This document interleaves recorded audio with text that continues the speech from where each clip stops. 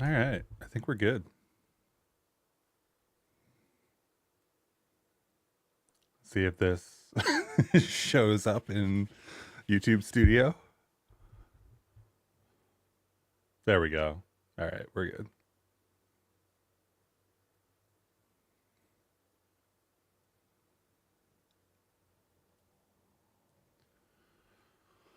All right, we're not working on this at the moment. I'm working on my new personal site, which is great, but that is not what we're doing today. Leptos, though. So Leptos is cool.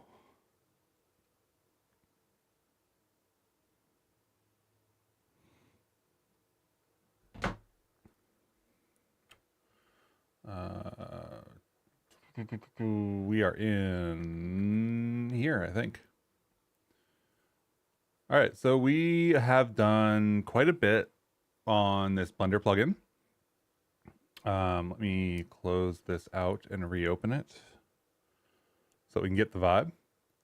You're on time today. Hello. So am I. How are you doing today? All right, so we open Blender. This is a untitled blend, so we don't have any type registry data over here in the panel on the bottom right. Maybe let's get the interface a little bit bigger. Oh no, I already have it zoomed in. So the scheme Bevy panel will have a little button that says, hey, we don't have the type registry information to be able to use this stuff. You will actually need to get that information. We could fetch it from a running Bevy app, but I'm going to open this other blend file, which happens to be visually messed up because I messed up the panels. But it already has that information stored.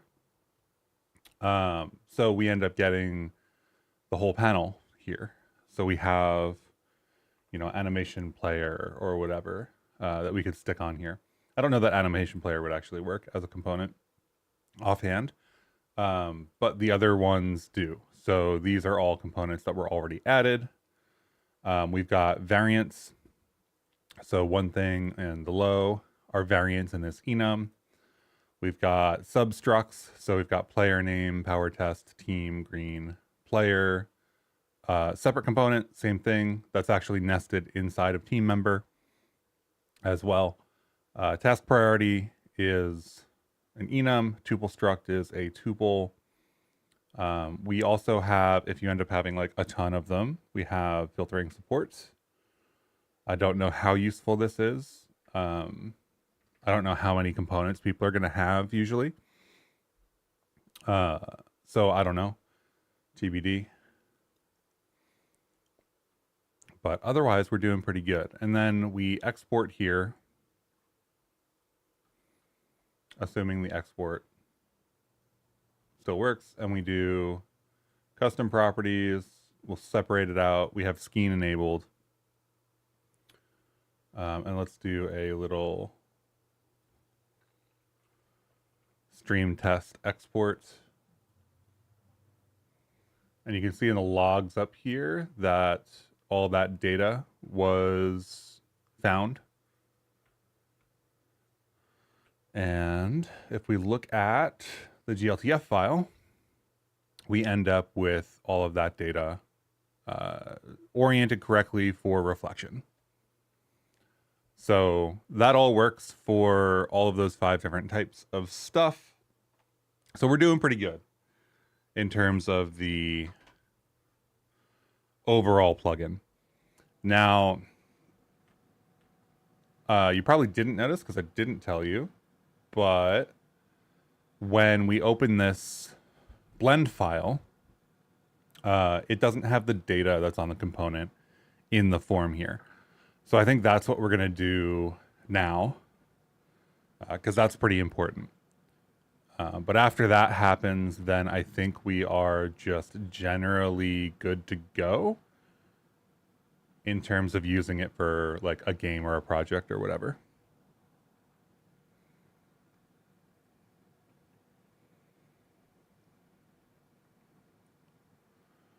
I don't know why my Windows PC decided to show the toolbar, or like the start bar on both monitors.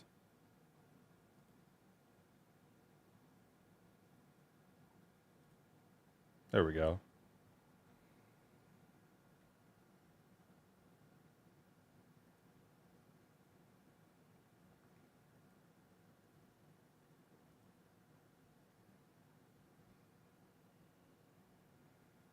Doing as usual could be better. It could also be worse. So average. Yeah, I feel that.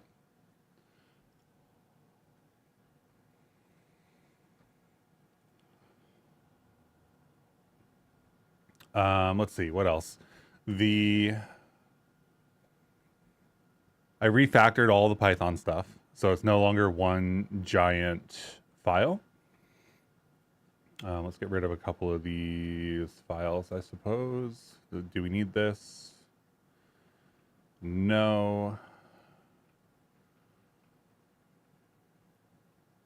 Let's not have every file in the project open at the moment.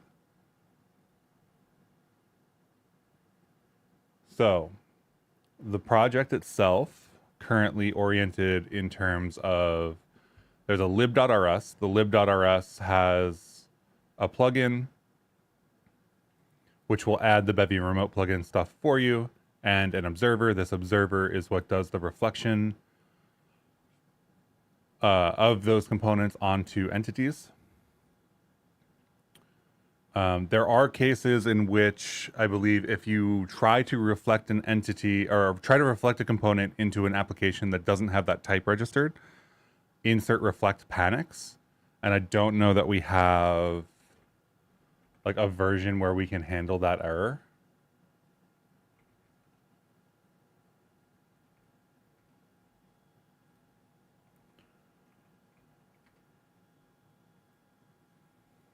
Right, so we've got insert reflect here and insert reflect with registry.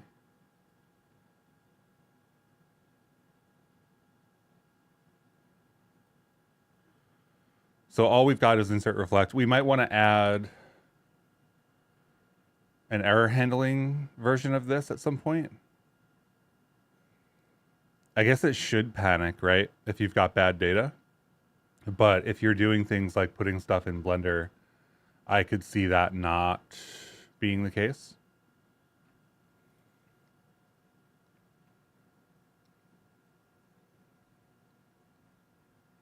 So do we get the implementation down here? Yeah, we do. So insert reflect, Q. Oh, Q probably won't have it. Yeah, so we can't return an error here. Because I don't think we have result types for Q yet. I could be wrong. There's been some progress on that lately. So that'll just have to be that, basically, for the moment. If you try to insert a component that doesn't exist in your application, I believe it will crash. And that'll just be the way it is at the moment. And we might be able to get something into like 0.16.1 or something that changes that. I don't know. We'll see. There's a move towards like having result types for all the stuff inside of Bevy, so that's dope. Yeah. And then we've got a bunch of tests for the serialization so that we have like the right thing in mind for what we should be setting up inside of Blender in the first place. So we can tell when Blender exports, are we targeting the right format? Make that easier for contributors. I can just say, hey, go look at the tests. And that's the only thing. Like it's just this lib.rs file. That's it. There's nothing else in here. You could theoretically, if you wanted to, just like take this line of code, this like 20 lines of code or whatever, stick it in your own project and modify it as you wanted to. And still use, you know, the Blender add-on and stuff.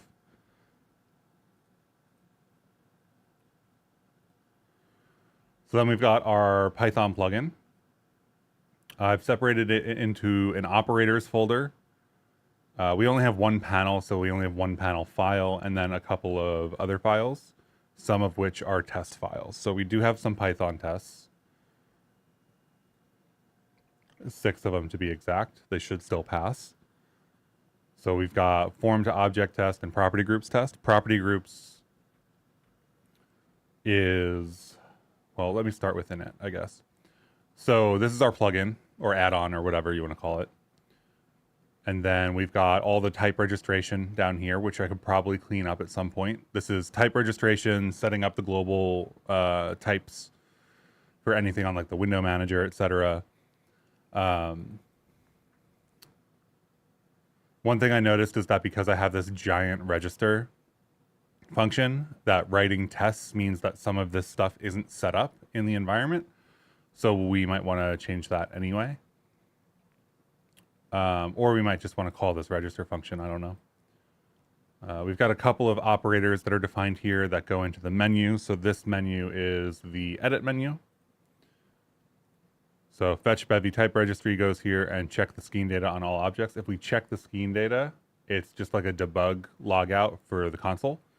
So this is one way to, like if you're working in Blender and you're like, hey, I don't know if this actually has the data on the element inside of Blender, you can run this operation, go look at all the components for specific entities. So this will be like, here's the cube, here's the camera. It has 5 components.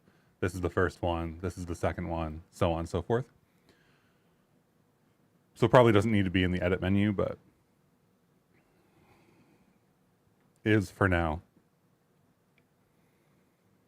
Then we've got an onload hook. So whenever you load in a new blend file, after you load in the blend file, we try to look for a scheme registry.json file that is right next to the blend file.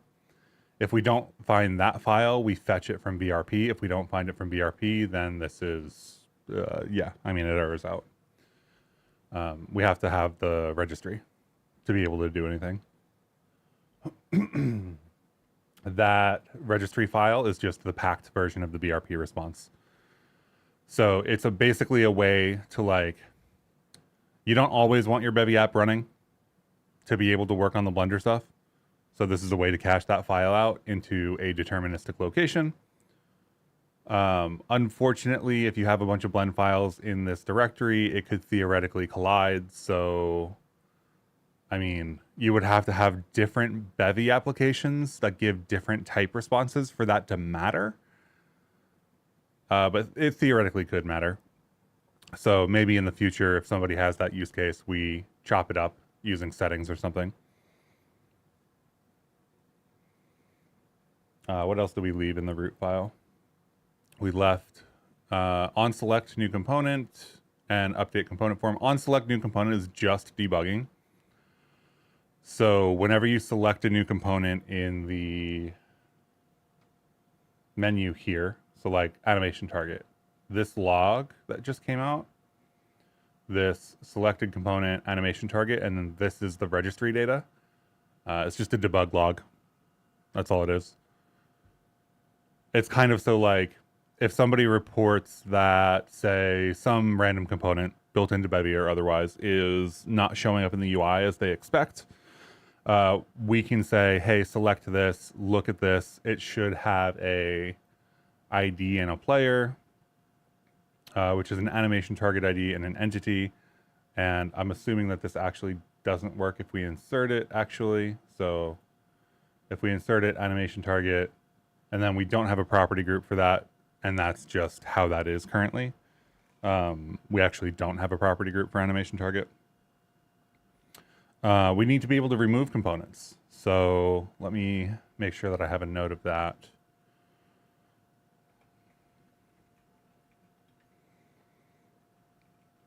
Remove components from object. That should be pretty easy. That should be an operator, right? So maybe a good time to talk about the operators.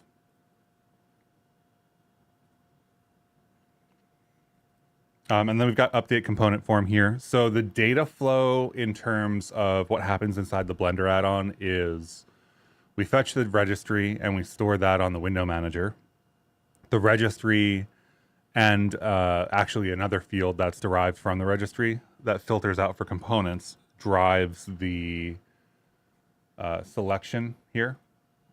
This list comes from a collection property that is derived from that request.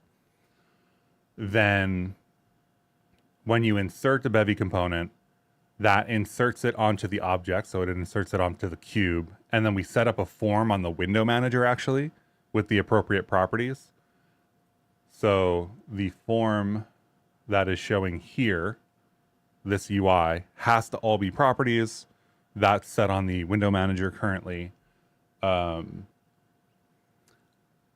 It's possible that it could be set on the object. I haven't fully thought through that. The TLDR there is we dynamically construct all the property groups and stuff. So if we have a list of components, how do we assign each of those ID property, not RNA property, ID property array elements to those types? And then also the other question is, if we do an ID property for the list of property groups, then how do we render this UI list? So there's some stuff to figure out there if we want to go that route. But this active form on the root window manager is working for us right now. So that's where the property group form goes. And then that data, whenever you change it, gets serialized into the component's value field as an ID property. So this is updating that form, right? If we have a property group that we constructed, the active editor gets that property group as the editor via pointer property. Otherwise, it's just like a root value. What is the plan to add GLTF extras to meshes and materials and add resources and handles to those entities that use those meshes, materials, and Bevy? Handles, I don't think we can add handles.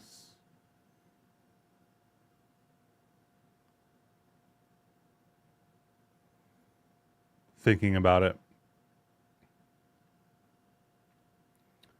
GLTF extras for meshes and materials.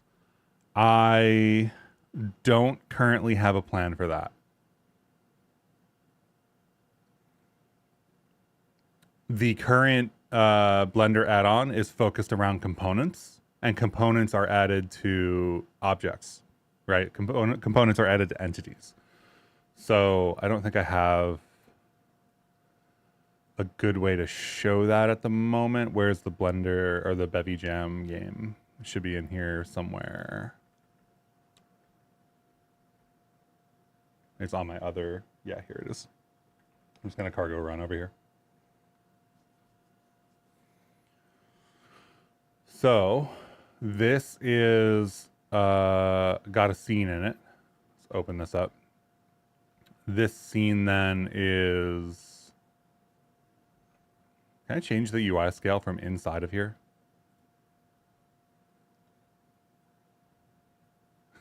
No, it doesn't change. Oh well, would have been nice. So we have a bunch of entities. These are observers usually up here. Yada yada. Oh, observers are named now. Great. We have character. We have level. This is level. So if we dig into level and we go down to children, entity, children, this is a crate collection.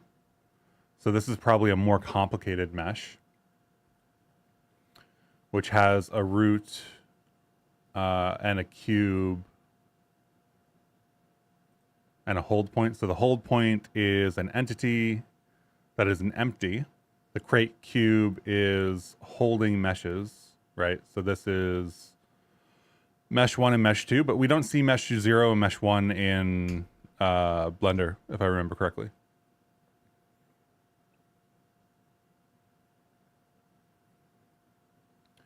So in this case, we end up with something called crate cube mesh 0, which is an entity that has the mesh 3D on it.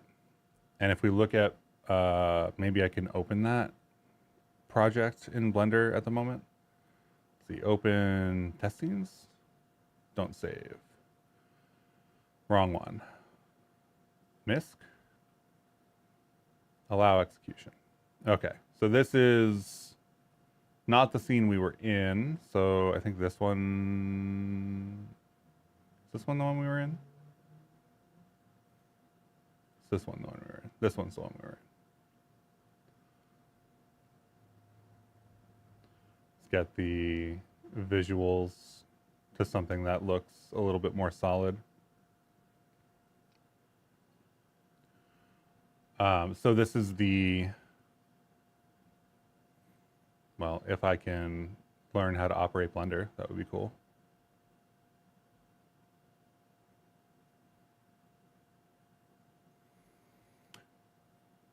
So this is the crate collection that we were just talking about. That's on this entity here. So that goes in library.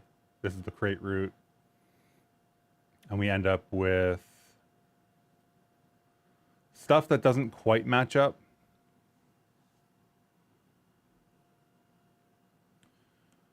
So there's a question here around what happens.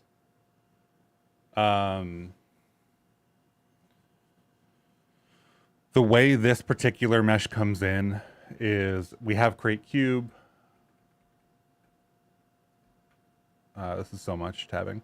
We have crate cube, which is this right here, 43.v1, right? And inside of crate cube, we have two children, which are crate cube mesh 0 and crate cube mesh 1. Those have mesh 3Ds and materials on them. So if we were looking at this, we have a mesh and two materials. So some investigation has to go into like what goes where and when. I don't actually know offhand. Maybe I can figure that out right now. I have the stuff right here. Code dot. I don't think we have this in GLTF format, but I can unpack it.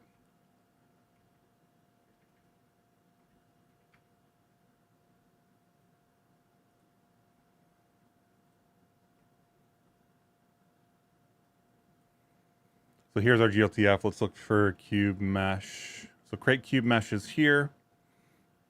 It's got some primitives and stuff. There is nothing else in here named that. Did I get the name wrong? Crate cube. Crate cube is what we're looking for. Crate cube. So here's crate cube.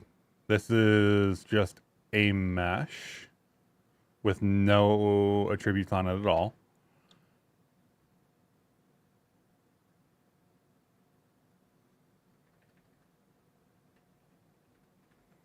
So we end up with, didn't we have a thing called that? Crate cube mesh.0. So this doesn't even, so here's crate cube mesh, right? And there's .0 and .1 entities.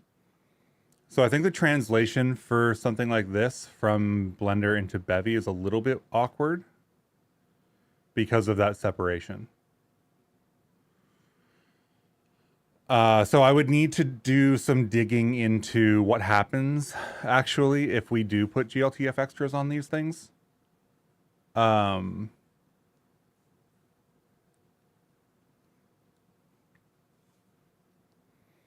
Because the GLTF file doesn't actually have like that .0 entity or that .1 entity. It just has two primitives inside of these things.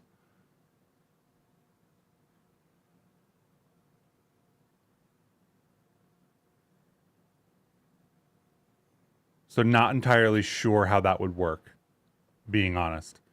The materials custom properties could theoretically collide with the mesh custom properties because those are on the same entity. and then you have the container on top of it. So really it's a question of like, what would we want to happen here? Like, what's the use case for applying extras onto these things? And then the other question is, how do you do that mechanically? So right now I don't have a plan for mesh and material specifically. We're only dealing with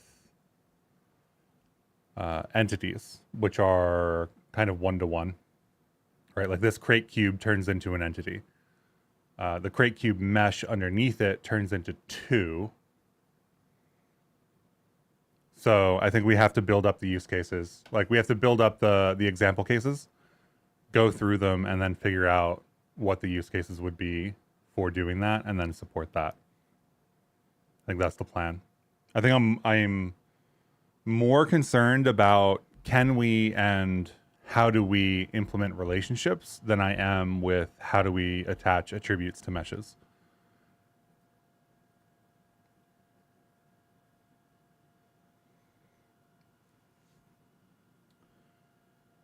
But yeah. Hey Chris, started making a third-person view game. Would it be better to handle physics and a character controller, avian or rapier? Interested in the character use, stairs, slopes, etc. Probably getting started would be Bevy to Nua.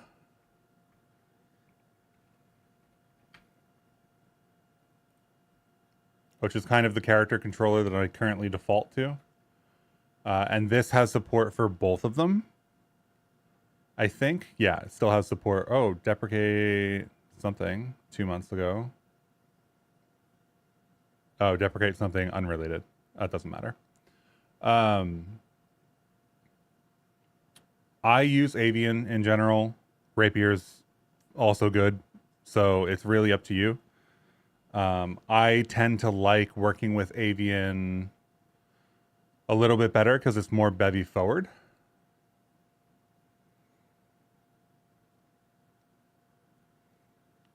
But yeah, it's up to you.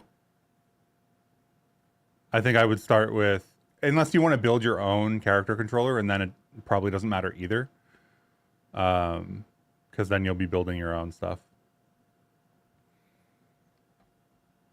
But yeah, I would generally use Tenua with Avian personally. So yeah, I don't really currently have a plan for that.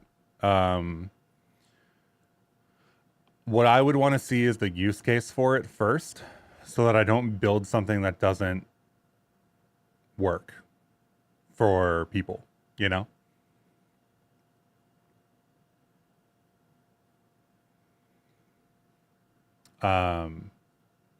There's one or two more foundational things that we need to do in terms of getting the data into the active editor, and I forget what the other thing we were going to do is. I wrote it down. But yeah, I think that the sort of porting of this stuff, I would need to follow the path of GLTF extras through this.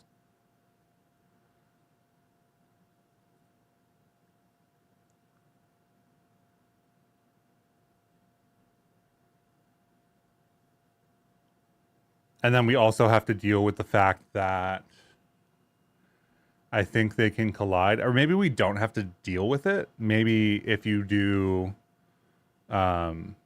like mesh and material, and you know that you applied the material to the mesh, then they can override. But it might also make sense to not put components on materials at all. I don't have the answer to that yet. Because like we can put custom properties on pretty much anything, right? Which means that we can set up for putting components on anything. That would be trivial, actually, I think.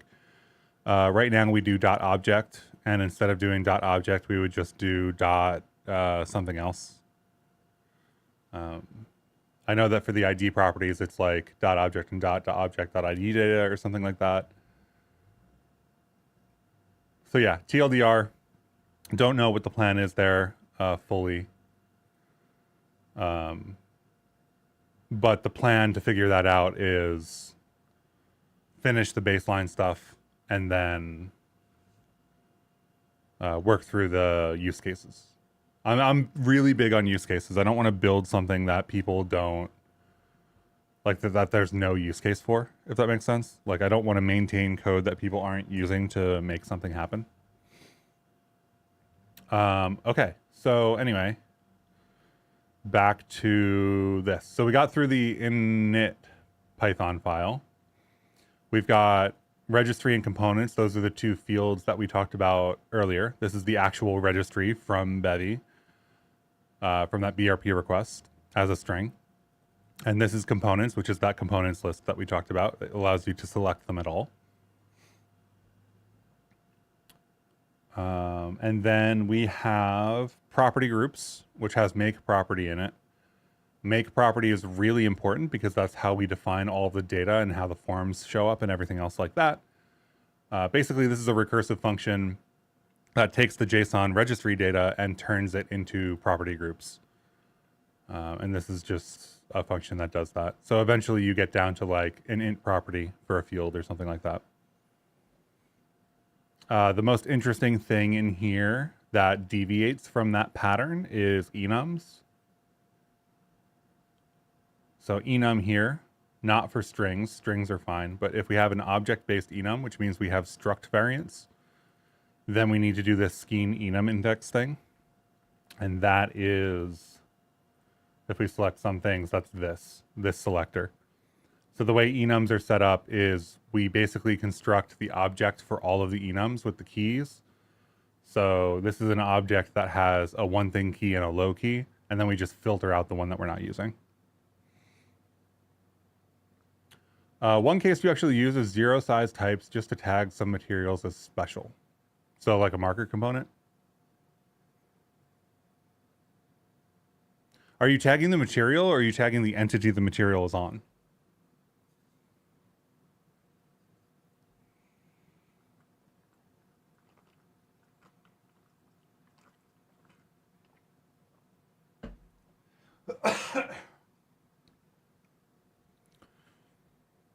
Right? Like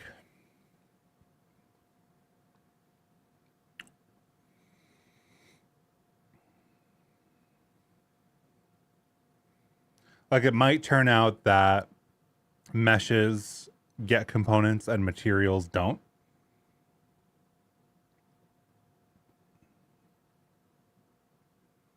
I don't know. We'll figure it out. So the scheme enum index is just a custom extra property for dealing with which variant we should be showing in the form and which one we should be exporting. Because otherwise, this is basically just an object or a dict of all of the variants. We've got some tests for that, so we can instantiate something from the registry and check that it has a set of fields that uses this .json file, which is like a cut down version of the registry response. So you can see here that, what were we looking at? We were looking at player, right?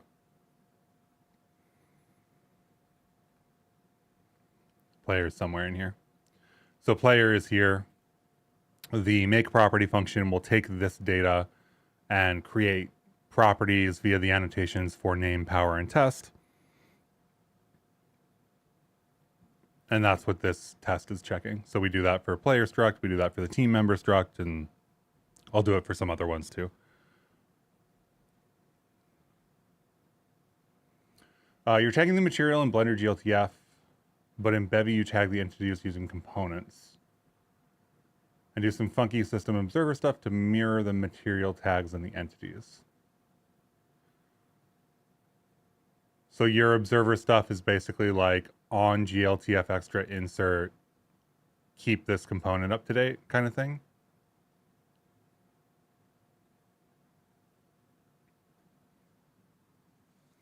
It's like, what are you tagging them for?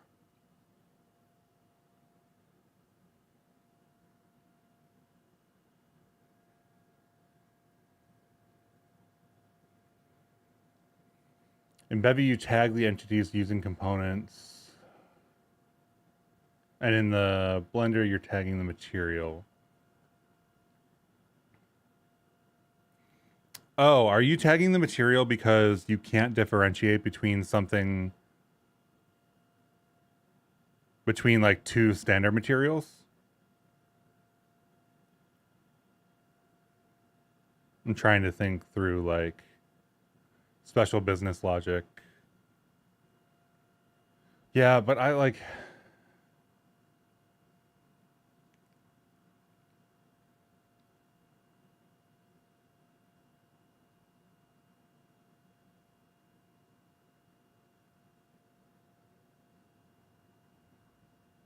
trying to think through this in my head.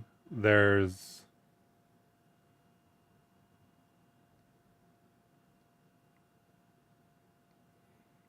I guess the standard materials have to be associated with meshes to show anything. And I assume that you don't have like super custom standard materials stuff or something. Do you have custom shaders on these things or not? Some materials are kind of temporary depending on the view mode.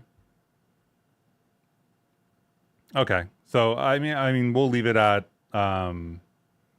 there's something worth looking into there, I think, is what we will do for today. I think I don't really have a plan for that right now. But if we can have like a minimal use case, I will code towards that use case. I think that if we do mesh material stuff, both with components, we have to basically be the documenters of how that translation happens from Blender through GLTF to Bevy. Because like we just saw, you can end up with like one thing in Blender and two things in Bevy.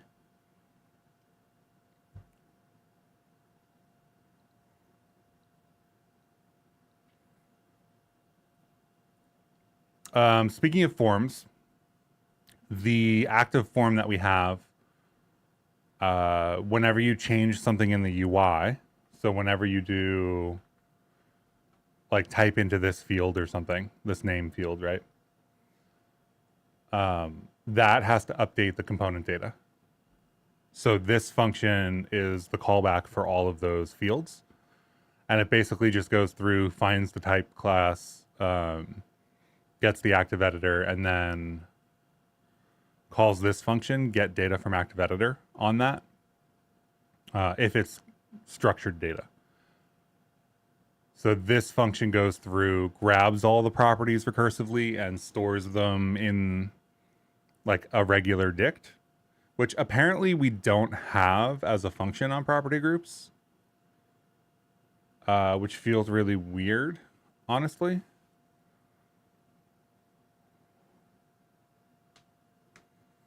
But there's also the case of like, if we don't do this like get annotations call, then we don't have, how do I frame this? If we don't manually get the fields that we want here, then we get any field. So maybe we don't want the generic version of that anyway. I don't know, TBD. But this works for now. This, again, the Skeen Enum index that we saw before, when we're creating this data, we basically iterate over all the fields and the annotations. But for an enum, this annotations field will have all of the keys for all of the variants. So it'll have one thing and low for that other enum that we looked at. And because it's an enum, the Skeen enum index will be set. If it is set, then we want to filter out anything that isn't the one we're working with. So when we store the data, we just store the data for the one variant, even though we are operating on an object of all of the variants. And then we've got a test here for that too. So construct the player component, build the editor for active editor, set some of the data, get the data from the form, and assert that it is in fact there. And then we've got the export extension.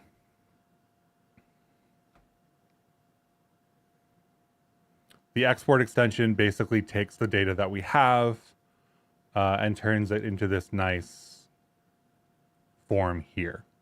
So basically what we have when we get to the exporter is, where's the property groups? That's the test file. Is basically this component data where we have the type path and the name and then a hidden value field here that we set dynamically. And what the exporter does is it takes this type path and sets that as the key and takes the value and sets that as the value. And that's how we end up with this. And that's the whole thing.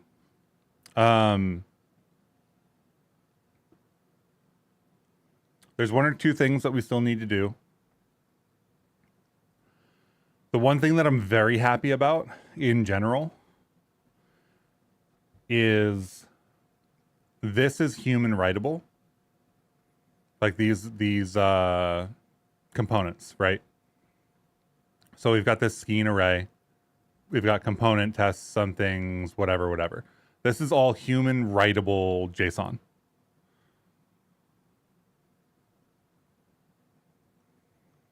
So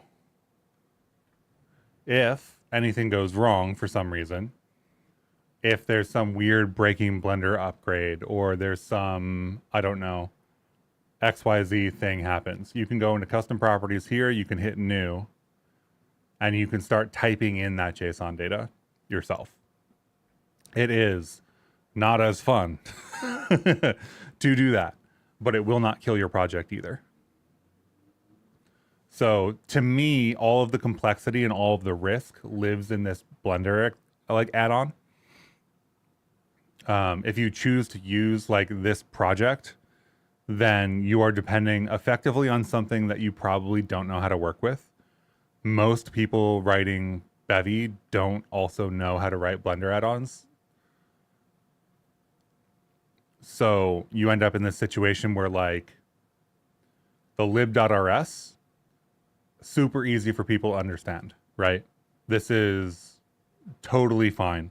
This could get cut down into 20 lines of code. And in general is just very understandable for people who write Bevy.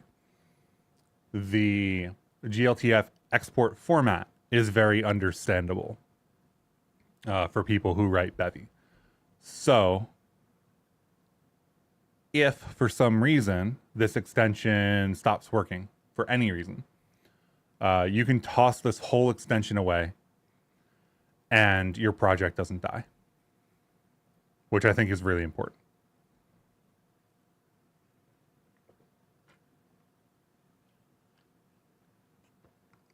I'm not saying it would be fun to write JSON values inside of the custom property editor inside of Blender. What I'm saying is that it is fully possible. And because we're targeting the format that Bevy expects, not only can we human write this in that edge case, but it will keep working inside of Bevy as well. Now, this also means that if you can write a plugin for any other 3D software that sets GLTF extras like this, you can also use Skein to do that. I don't have any experience. For example, let's kill this other game since we're not using it at the moment.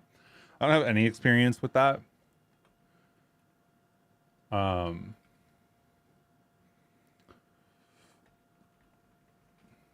haven't looked into it really at all.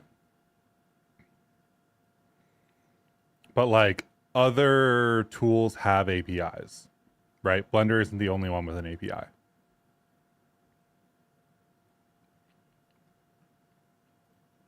And people do use other tools. So if you can export to GLTF, then you can use this to instantiate all of that data. And maybe we end up with like Skeen Blender add-on, Skeen Maya add-on, Skeen whatever add-on. That would be pretty cool because we have this like format we can target here.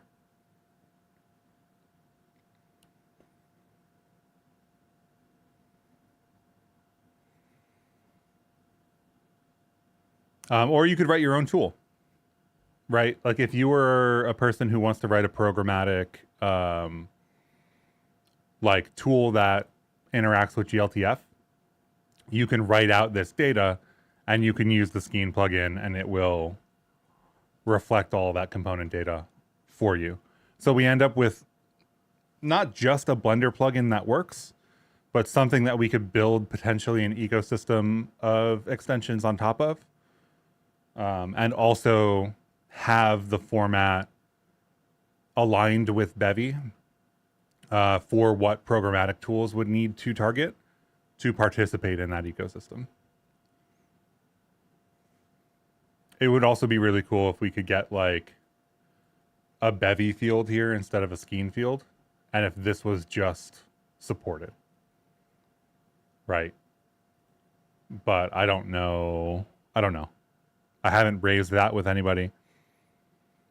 But by setting it all up like this, because this is just directly the reflection data, I think we could end up with like a Bevy components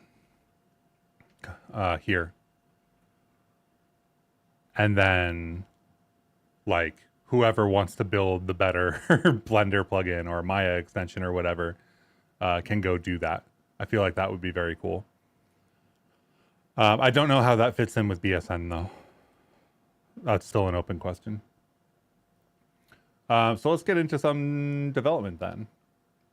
Spent about an hour talking over the current state of things. We need to write documentation at some point. I don't know how I'm going to announce this. I haven't decided. 0.16's release candidate is coming out soon, so it's possible that actually the one thing that I would want this to be available for is 0.16 is going to have a game jam. I would like this to be available for that game jam because that would be a great time to get like a lot of feedback about it. So that's the goal, really.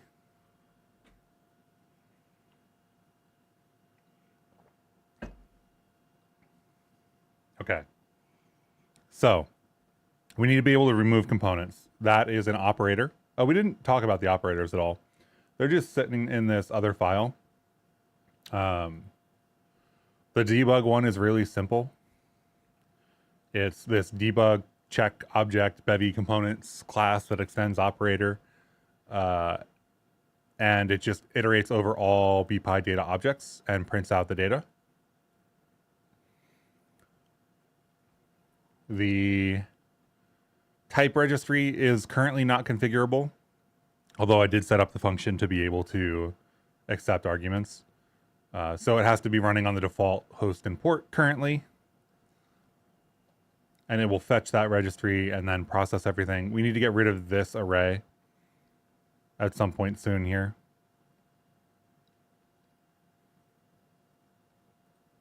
And then insert Bevy component is also an operator that basically just takes the component that we were looking at and inserts it onto the object.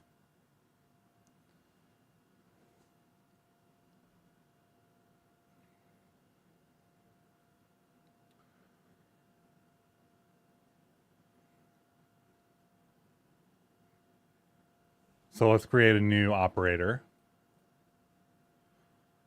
called remove Bevy component.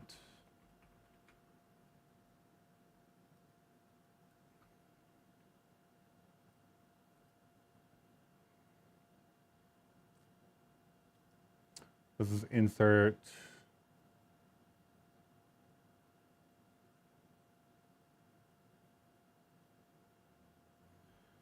here's a question. we can have that operator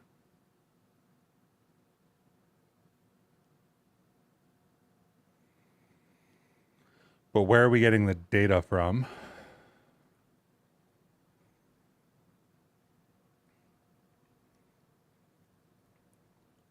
So let's say remove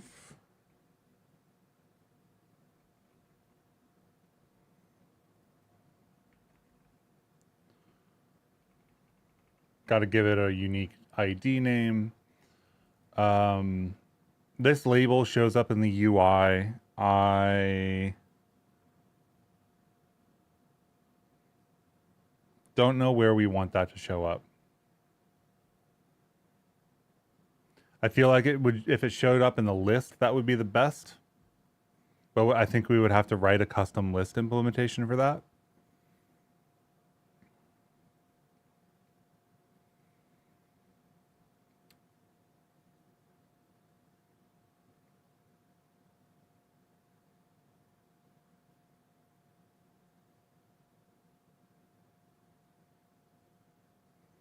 I guess the other thing we could have here is like copy. Can you select multiple of these? No. Okay, cool. Never tried that before. So maybe we start with putting the operator down here and we can always move it up into the list to start with. So then we will always know which component we're working with because it's only on the active component. So we've got the object.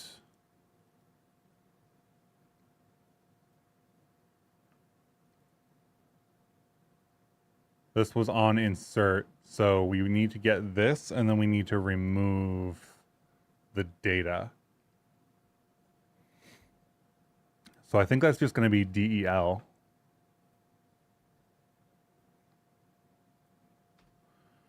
So it's going to be like DEL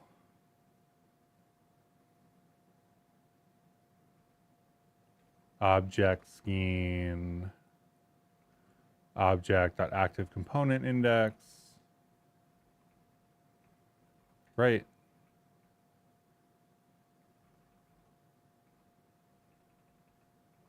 We don't need the registry data or anything.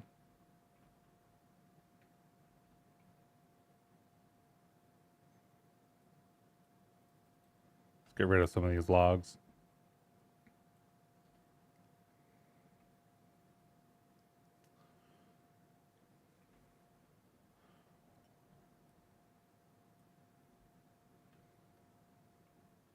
So theoretically, this is all we need.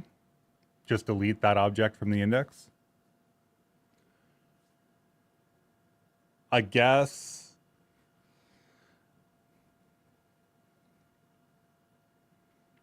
the active component index needs to change then.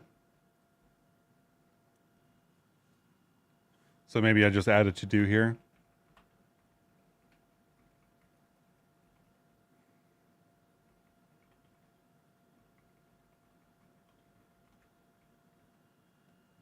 The other option is what? I don't think there is another option. I think we have to do it here.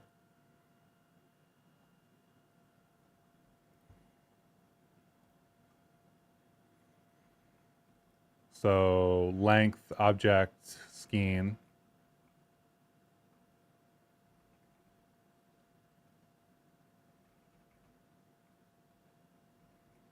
Right, so that's the num components.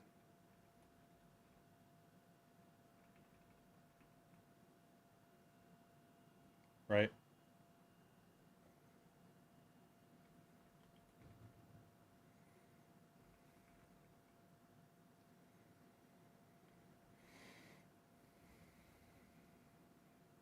I guess we're getting the number after.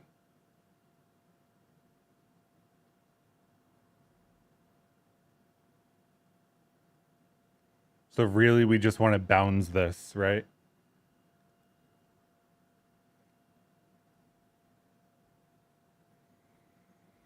So I guess if number components is less than,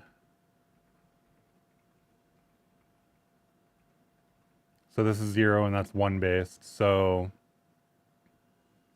if we have two components and we are on the last one, we are on index 1, and we will have a length of 1.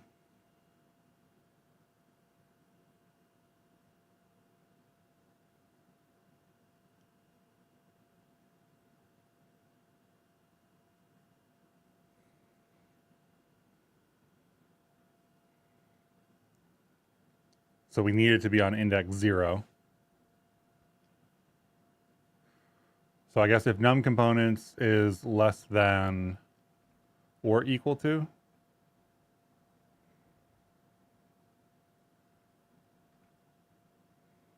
no.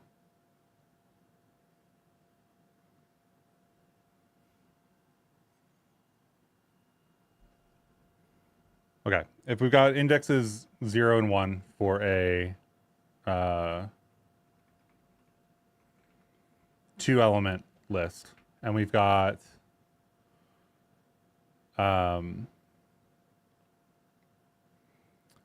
active component index is 1. Our num components after is 1.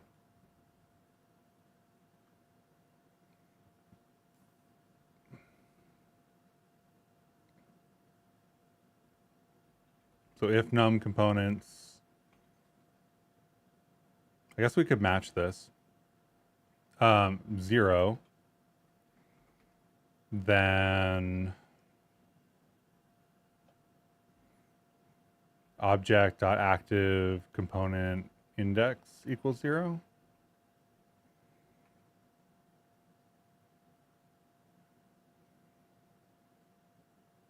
Otherwise, if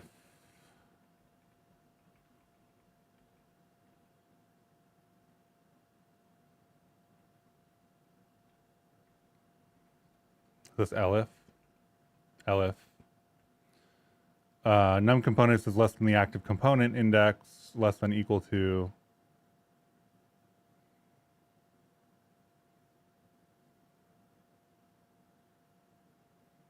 then the active component index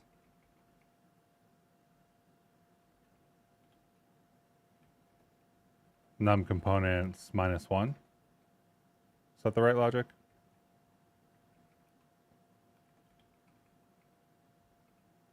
Why would you want this to be none? I guess none because I need to check how that interacts with the other functions.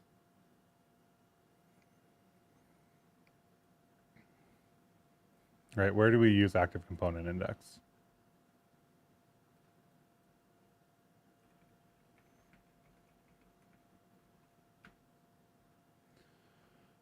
We use it everywhere.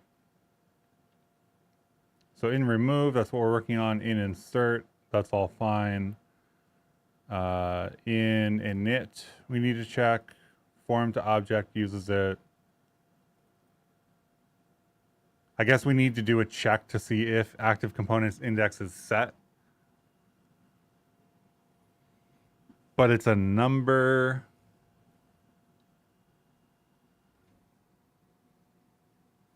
Yeah, I mean, I get if 0, the first would be active, but there's no component left. But also, if we look at the types for this in init,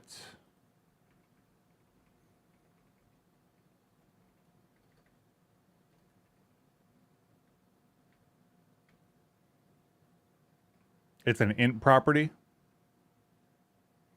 So I don't think it can be none.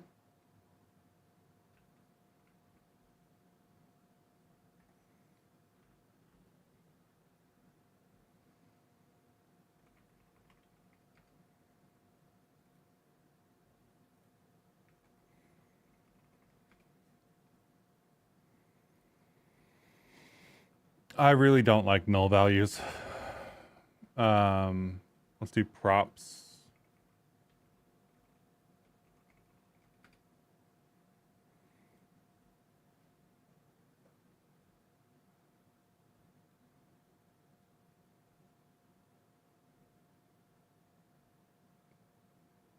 I mean, I think this is just 0. Like it defaults to 0 by default. So like there is no none here. Even if we wanted to use it.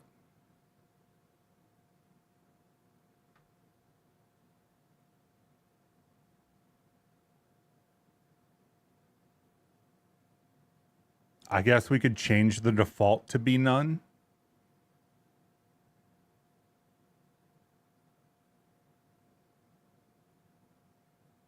But I think we just need to check to see if we get a value every time we do this.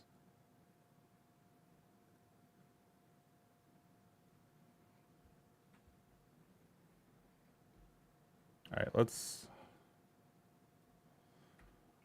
not do that for a second.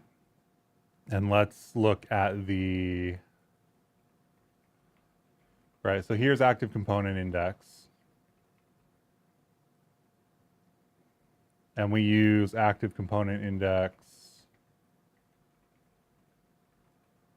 here. We basically never check to see if this object exists. We probably should, right?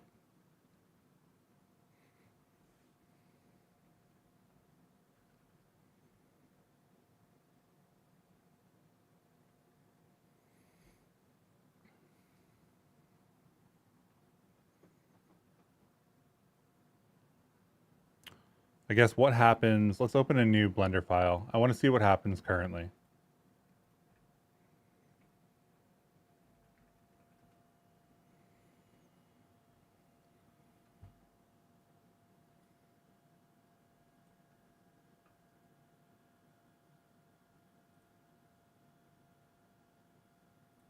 So I just fetched, we have no components currently.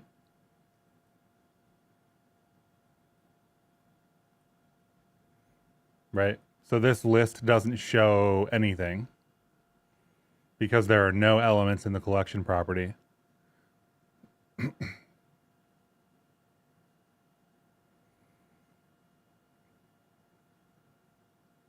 Yeah, I mean, ideally, I wouldn't have.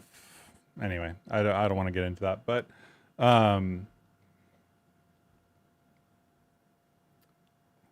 I will say I feel like building UI inside of Blender could be easier.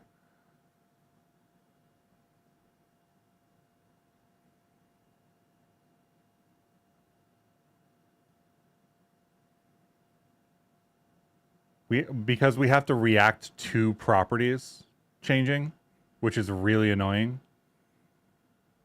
And it would be nice, like, if on selection we did something, but we can't do on selection. We have to do if property changes.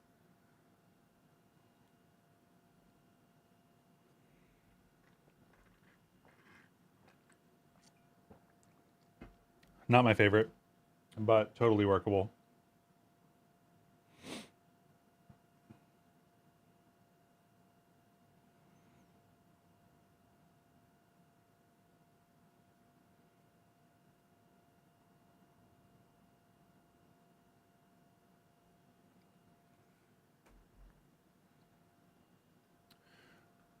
So I think because we don't have anything here, there is nothing that happens. Right? Like this is not erroring out. It's not doing anything currently.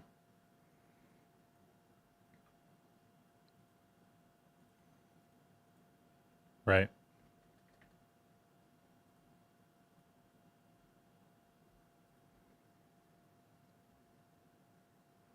I can't think of anything.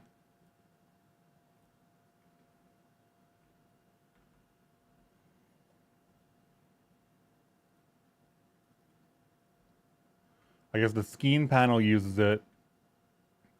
So let's check the panel.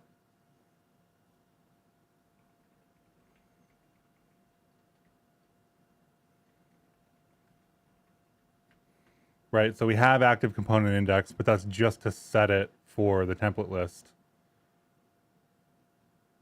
So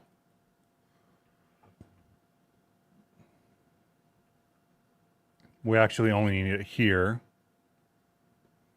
And we check to see if this is an empty list first. So this is fine in draw. And this doesn't need to be here because we're actually not using it.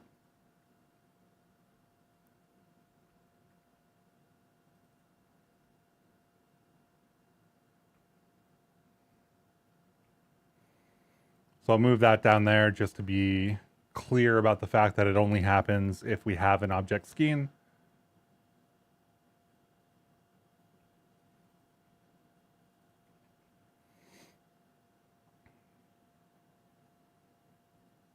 Just check some code of yours. When deleting, you always decrement the index as a selection, so it goes to -1. Select the previous, if not the last.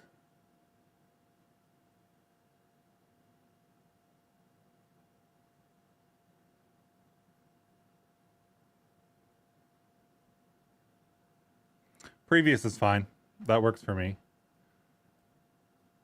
-1 feels weird. Like 0 is the default value, so what does -1 mean? You know? I don't like the idea that we would have a -1. It's also an int property, so -1 is fine. I'll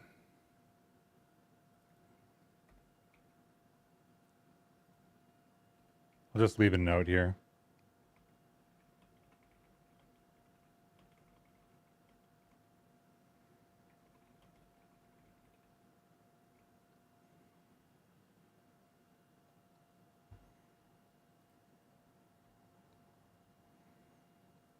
I don't think this gets read unless we have components. I think I've been good about those checks. So these are two GLTFs. This is a scheme panel. We also have to handle anyway if the active component index comes in because we store it in the blend file. Form to objects doesn't get called unless a object is actively being edited, so there doesn't need to be a check there because the only time that that can happen is if you are editing the form field for a component that was inserted. So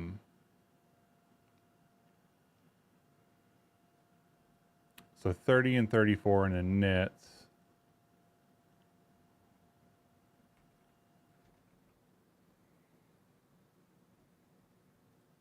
Are the only other, it's the only other place. So that would be here.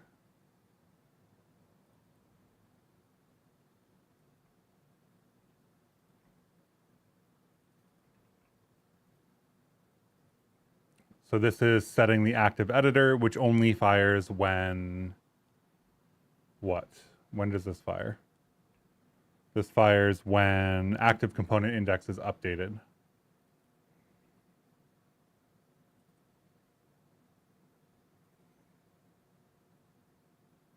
So here needs to be a check.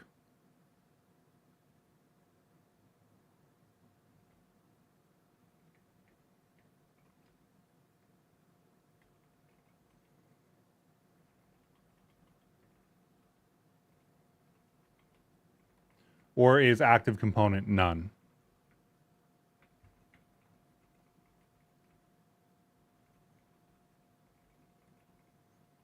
I don't know what Python's behavior here is. I expect that in other ecosystems, this would be a panic, out of bounds index access, but I don't know that that's true.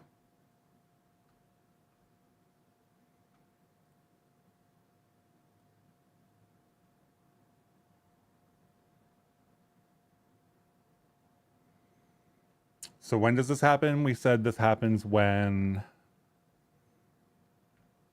Okay, so we need to be able to delete these first anyway, before we can even get into this situation. Update component form. So the only time this would fire and be an issue is if we're updating the component form to the index of 0 after deleting the last object. Yeah, I mean, like, not getting to -1 feels... I feel like we're playing loose anyway. We're playing loose because we're in Python and we don't get some of these like other language guarantees. And I know that -1 is used as like an unset value for integers and other ecosystems. Like I know that is a real thing. Um, I don't particularly like it. I don't like having out of bounds index stored. I think we should just keep everything in bounds. And then, oh, you know what we can do here actually? It just occurred to me. But if we do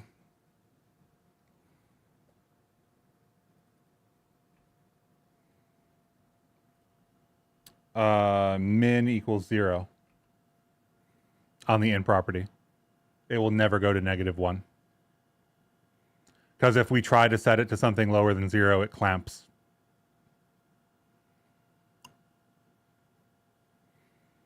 In which case we can do this every time because we will only ever have it go down to 0. It will never be -1.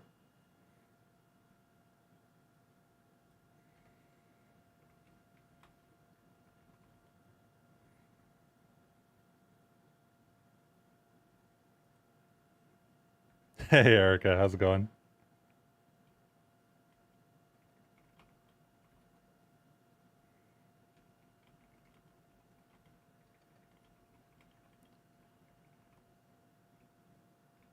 So because the type that we're setting has min 0, this will never be negative ever because it will get clamped to 0. He just woke up. Nice. I woke up 3 hours ago.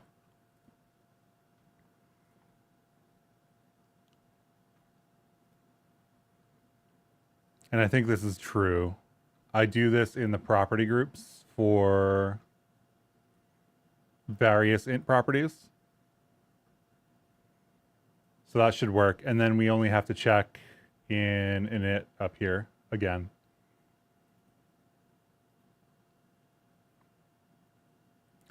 So we have to get this removed to work for that to show up. So remove Bevy component.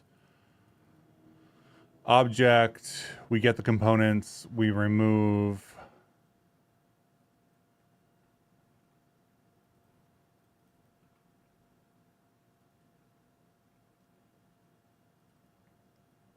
I assume this delete will work. I don't actually know. Num components. We don't need num components, I guess. We just need active index. So this will be it. And then we need to register this. We don't use any bpy stuff in here. This actually needs no imports, which is wild. And then from, what is it? Operators, remove Bevy component, import that. And move this up with the rest of the operators. And we have to register everything. Where are the rest of our operators? Where did I put them? Component data, update, fetch, debug. There we go. bpy.utils, register class, remove.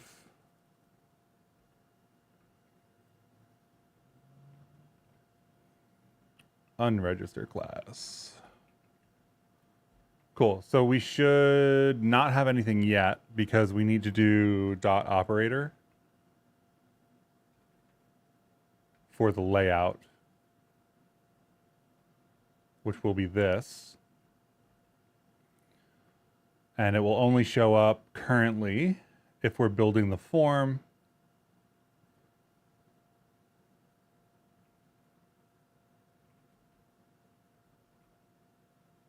So this will be remove. I think I'm okay with it living in there for now. We can always move it. Open Blender back up.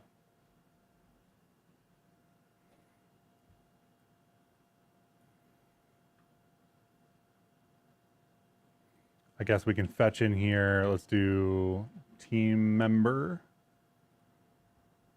Let's do insert. So now we've got insert and remove. That's the wrong place for remove to be, but we can deal with that. Trace back. Delete, collection not supported. How do we remove something from a collection property?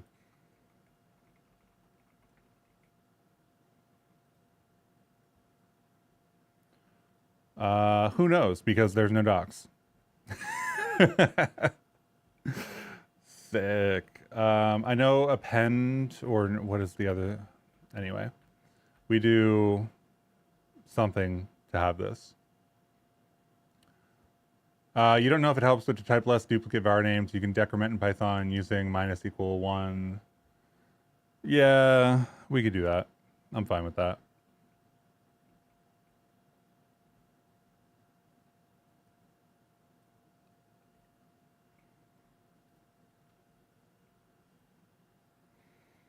I don't particularly mind duplicate names.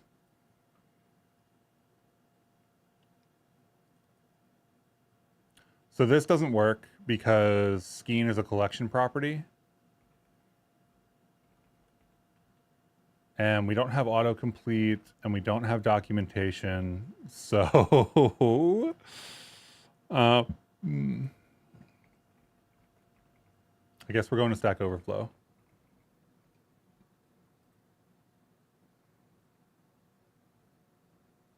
Remove index.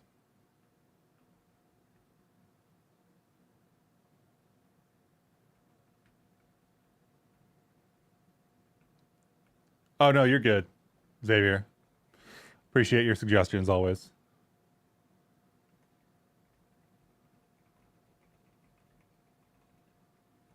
You never need to worry about it. If I don't want to do it, then I won't do it. How's that? You can keep suggesting stuff, and if I don't want to do it, then I won't do it. And then you don't have to worry about it.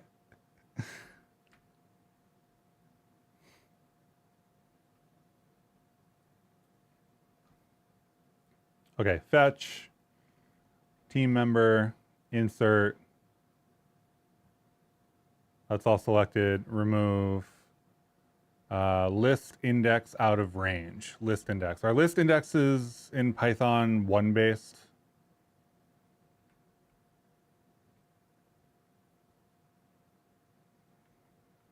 Out of range.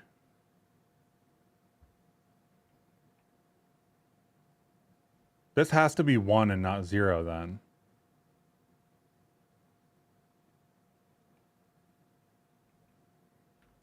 Right? That's awkward.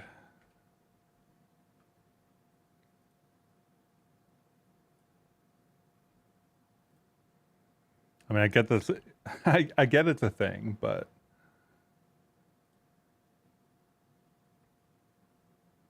okay. And then that doesn't remove.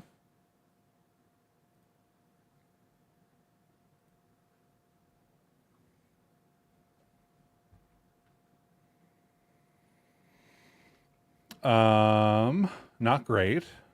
Not great.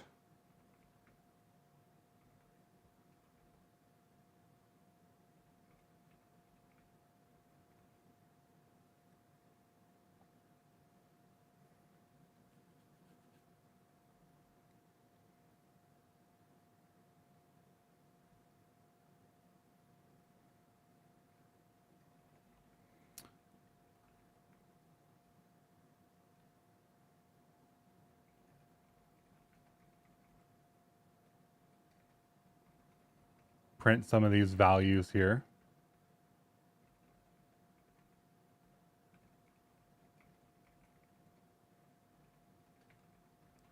Yeah, but how could this possibly be out of bounds? Is the question. Right. This should not be ever out of bounds. This should literally be like, there's one item this index should be either 0 or 1. And if the API to remove it doesn't accept the same index space, that's just annoying, but we can figure that out. So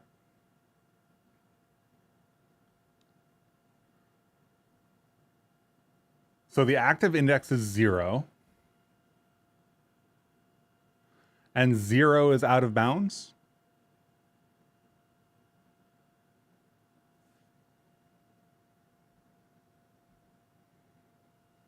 Oh, list index out of range in line 35. Okay. No, we're good. Never mind. It's in a completely different function.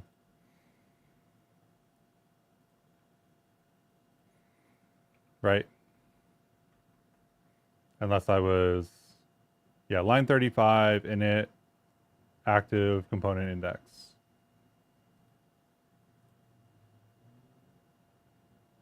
This. So if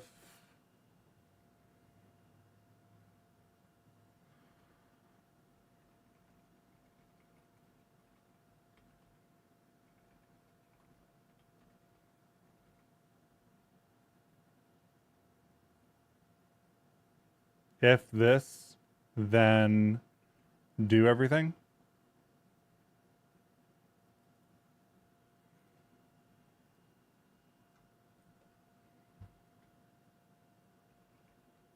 Else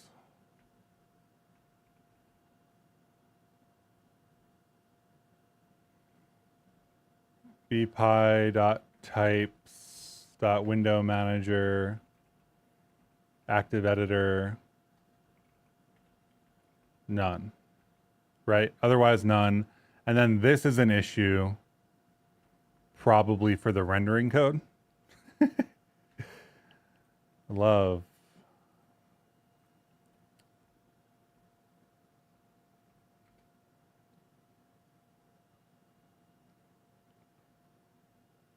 Index less than length collection. Do I need to do that? Can I not use the in syntax?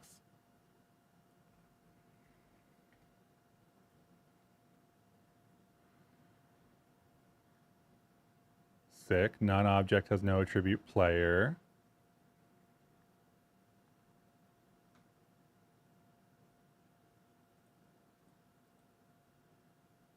Because in doesn't work and it's setting it to none. Love that it fails at runtime silently. Index less than.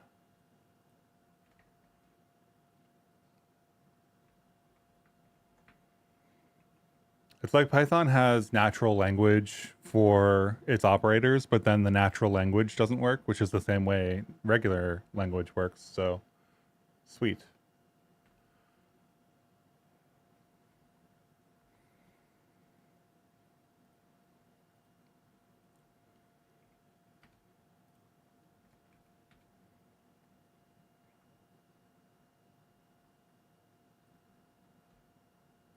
Fetch, team member, insert, form shows up, remove removes, insert inserts,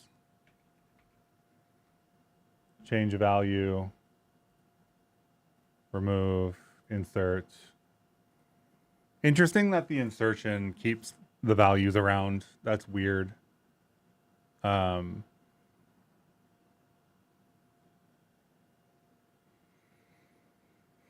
I don't know why that is, but oh well. I think Blender has some built-in like try to keep the values around functionality.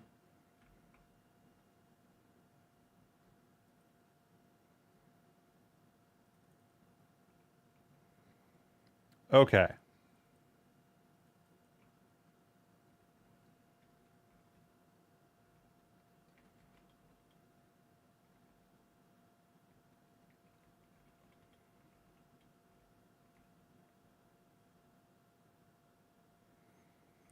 So, I think the question is, remove works, which is good. Let's commit that.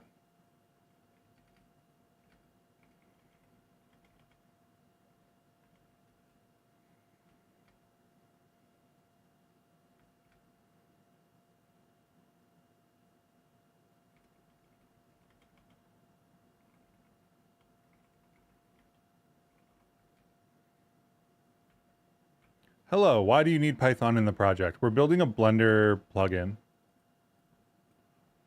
So this Bevy app that's running over here, which doesn't show anything because it just has components and stuff. Those components, we need to write Blender for them to show up here. So we can go in here and I can type like team member or something, hit team member, hit insert component, and then start setting these values. And this will export back into Bevy and apply those components to those objects. So Python is for the Blender add-on because you can't write the Blender add-on really in anything else. You don't think Blender tries to keep the value around, at least not in the old version you use? Well, the value couldn't be coming from anywhere else because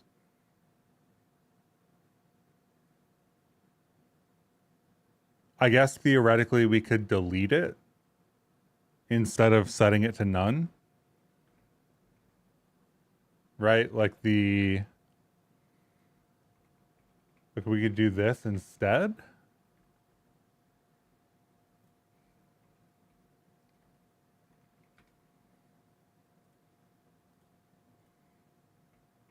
I do feel like I've noticed Blender values being a little bit stickier, especially when dealing with pointer properties.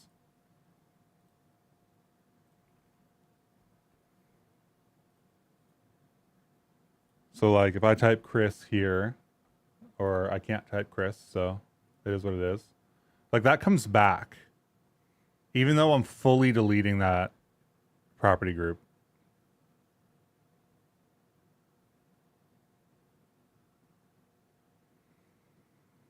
Maybe it's related to the weird stuff about having properties in the object, but also in the window manager. Like, so we're not serializing this data for this form currently.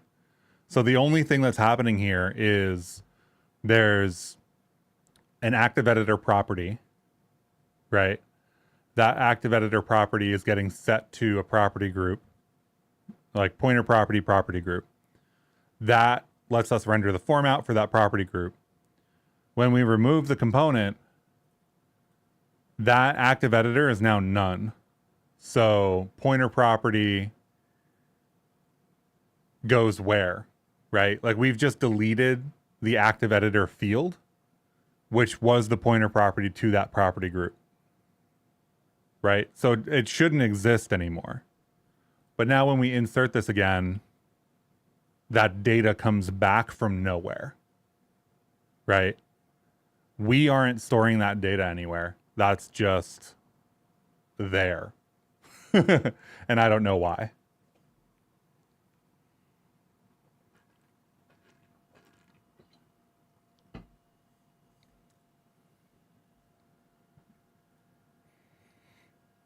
I think there's some kind of like attempt at retaining that data for the property group that's going on.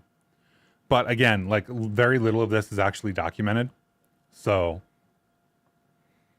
it's really just a guess. I also can't spell my name right, apparently.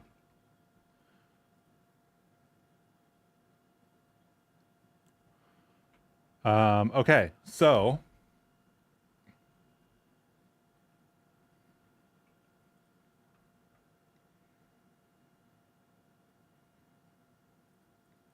we need to get the data from the value that we set and insert it here.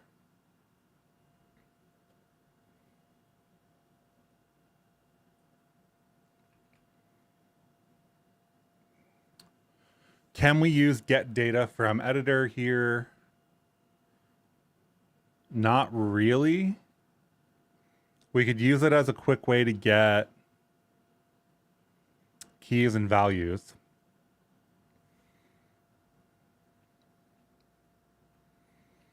I don't think we can set this as a... How do I frame this? I don't think we can set this as a dict in any way. So there's no...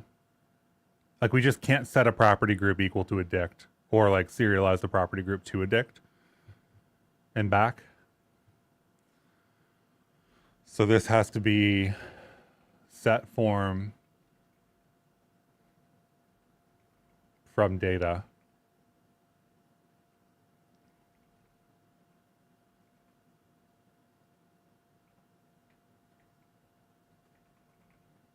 And this has to be the active editor. So bpy.props dot props? No. Context dot window manager dot active editor. So we have the editor. And do we need the component data? I think we do. So active component.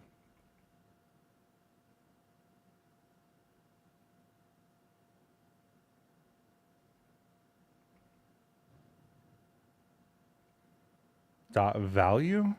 Maybe, I think value needs to be the square bracket access. Really annoying that those have different behaviors. So this is,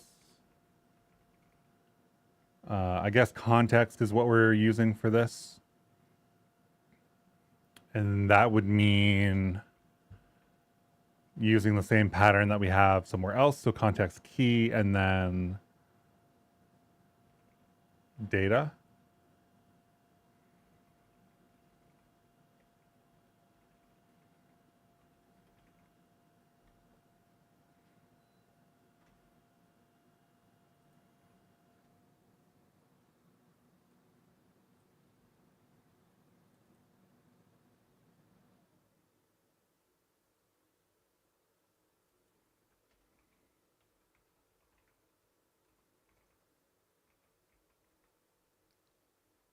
So this should, when we set that new form data, this should get called.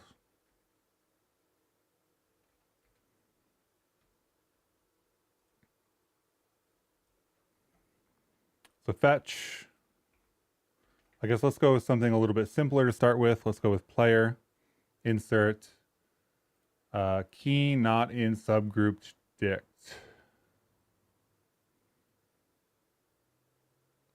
Oh.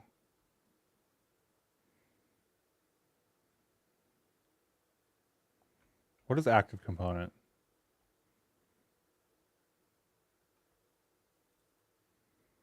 Active component is the component for that index.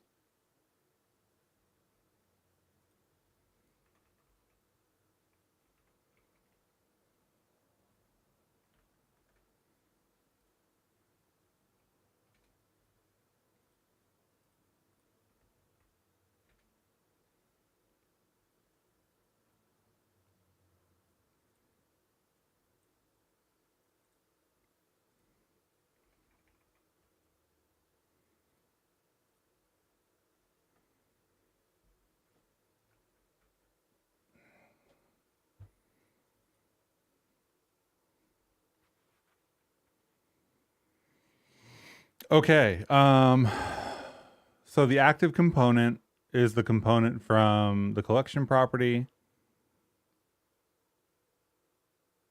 It doesn't have value on it. So maybe that is an indicator.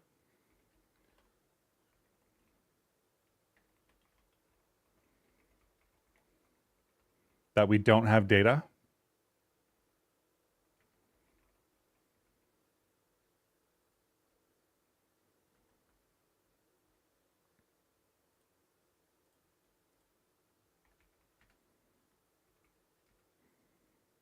So this will only happen if we open our other blend file. open untitled, player. Let's do another player, I guess.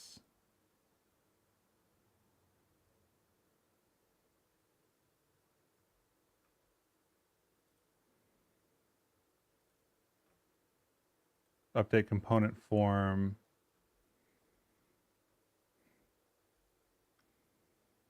Okay, so this is in our function. This is the context, this is the active editor, and this is the object. So we can get those values.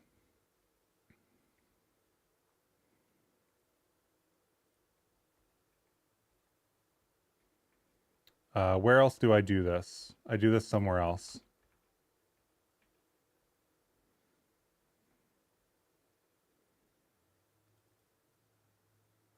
ToDict should work for us.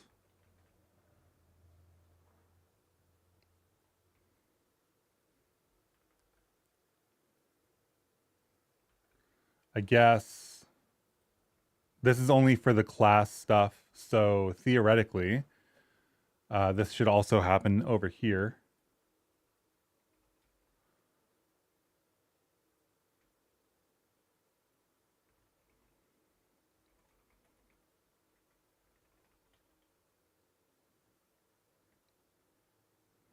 And this should be context.object. No. Context.windowManager active editor equals this value. So this should actually work for like floats now.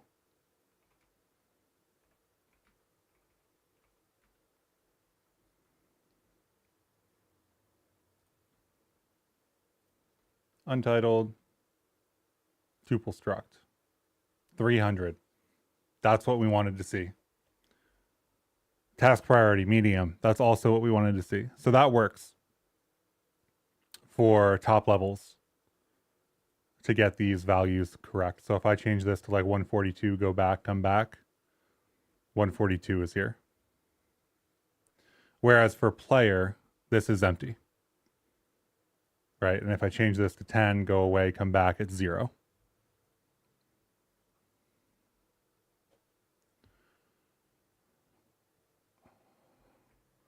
No big deal as long as it's not exported even when deleted.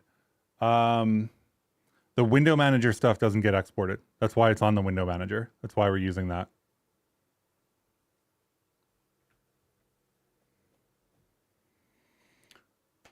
So we get that. We get this.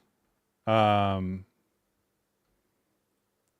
the data. So we just need to go through this and insert it into each of the keys. So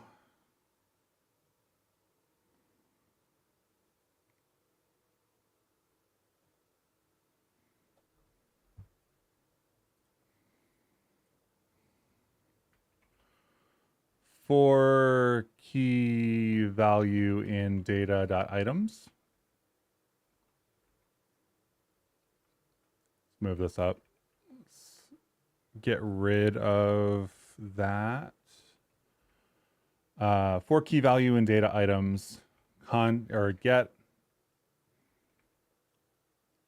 adder context key.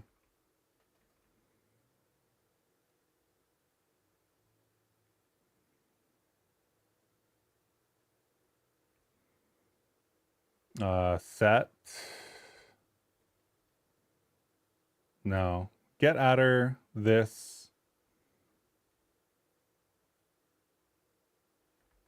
Need to figure out how set adder works.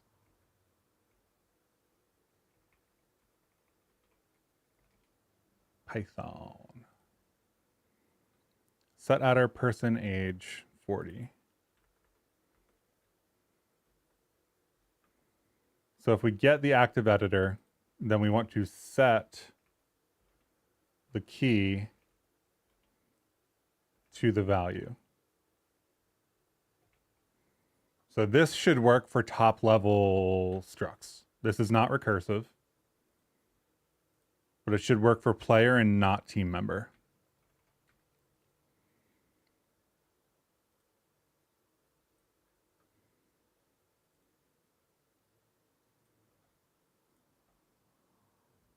So player gets a error. Trace back. Set adder. Expected at most one argument got 3. Oh, did I type set and not set adder?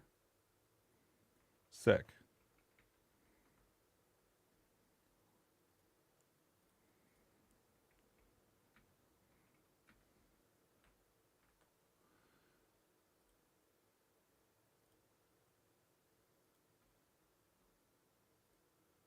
Okay, so player now has testing here. Power, test, task priority. So these 3 work. Team member does not because it's a nested struct.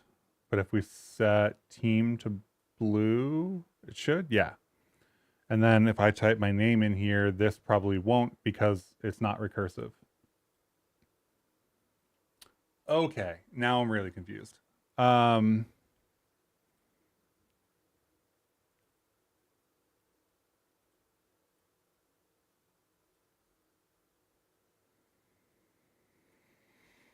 Oh man, I don't know why Blender like really wants to retain those values.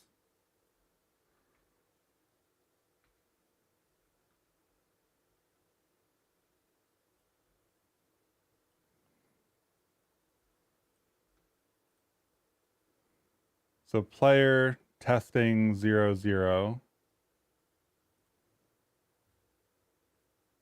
So these values aren't getting set anymore? Is that what's happening here?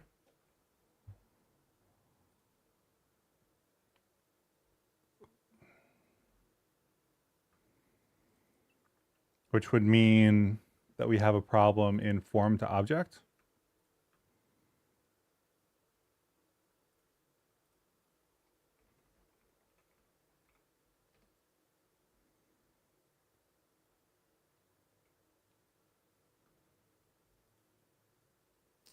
And let's print the function names here because we don't have tracing.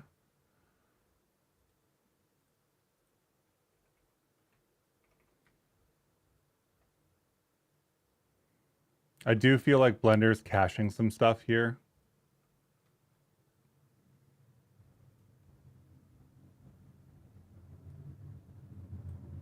Okay, so this is supposed to have testing 0, 0 currently for player.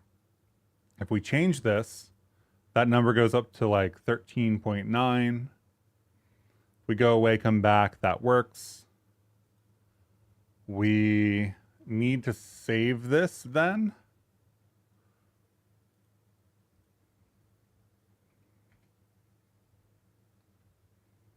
I think that's just what I wasn't doing. File open, untitled, player testing 13.98. Okay, so that is working, definitively working. Team member, not working. I think maybe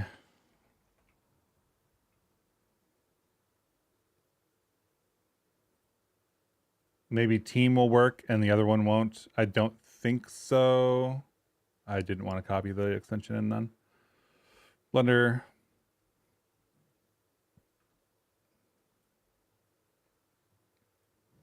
Open, untitled, player 13.9, green. So when we hit the nested structs, we don't get the recursion.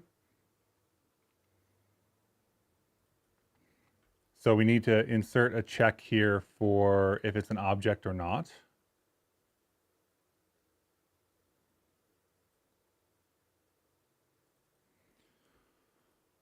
How do we determine if something is an object?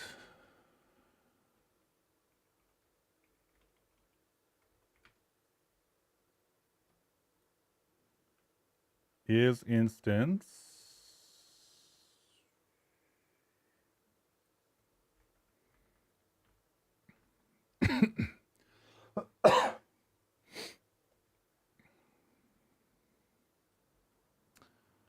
so if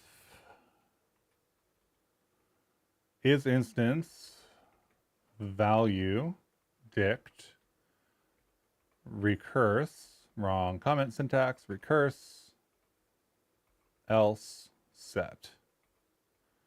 And recurse is set form from data. This get adder is going to come in here. Then I'm going to put this on a new line because we're going to run out of horizontal space. Get adder, and then the key has to be the key, and the value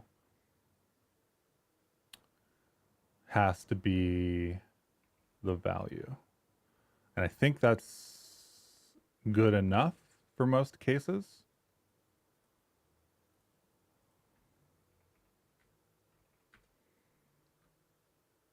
At least that logic is fairly simple.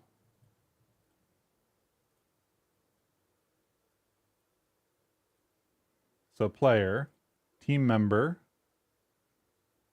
pulled in Chris here. Set that to blue. Let's set power to 17, test to 162, save that, close out, bring Blender back up, open our file, go to player, go to team member, and we're working. I think that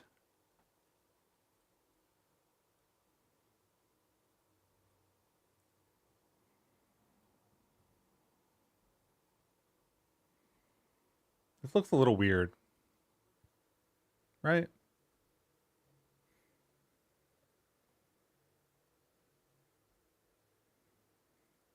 Oh, you know what this is? This is firing on every set.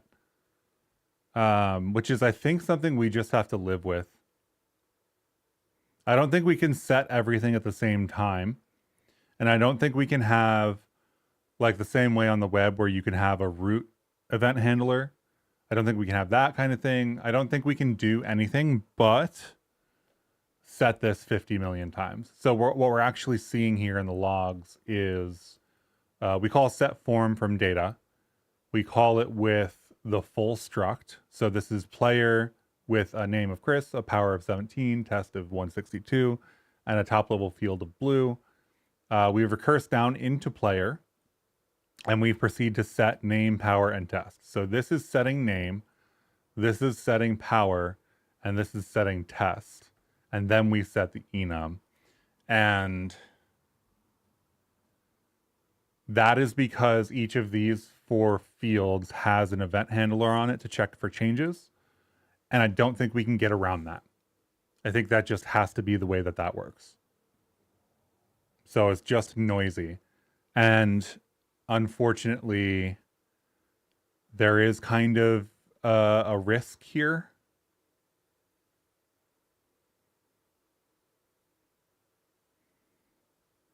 Let me see if I can do this. Let's do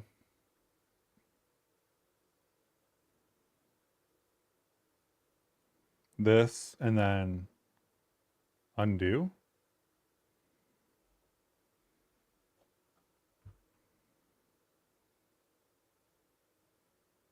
That was interesting.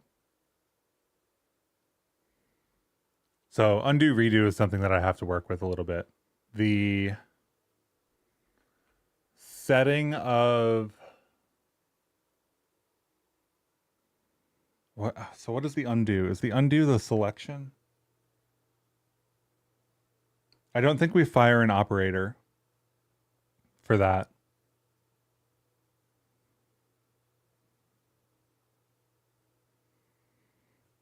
Anyway, we'll have to do some work on the undo redo stuff because like if I change this and then I hit Control Z, it removes the selection.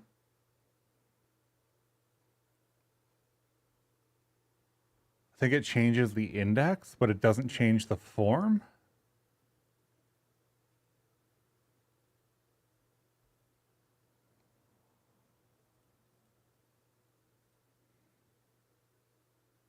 Right? 24 back. And then we don't have 24, which is good. Right? Because otherwise we do have 24. So if I hit Control Z, it changes. Yeah, okay. So there's just a little bit of weirdness going on there around how the undo stack is built up. We will have to look into that and fix that. It's not terrible because there's... The weird thing is that the index is swapping. So the edit of a field is not the thing being undone. It is the edit of the field and the form, or like the active component index, which is really weird. But maybe we can fix that. Luckily, it does what you intend it to do. It just looks really freaking strange. So, cool. All of that's good. We've got, I guess, remove needs to go to components on this object, right? So this, I guess actually the other thing is, does one thing in low work?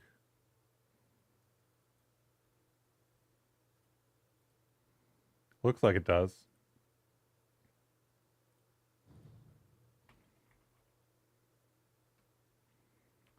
Save all of that. Quit Blender. Come back into Blender.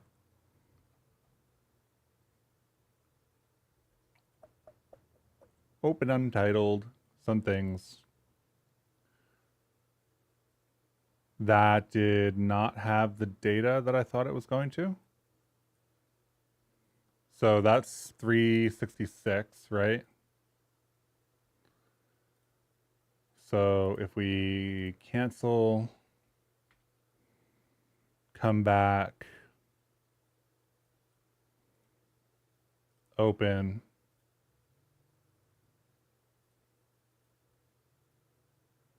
okay, so enums are a little bit weird for some reason.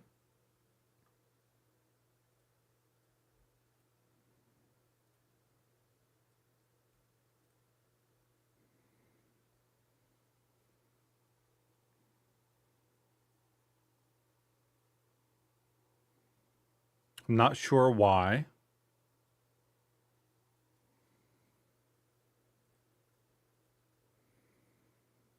Right, we're in variant low. Oh, did I not save again? Okay, info saved. So we saved on low in 652. I'm so used to not saving because I don't want to save the random experiments.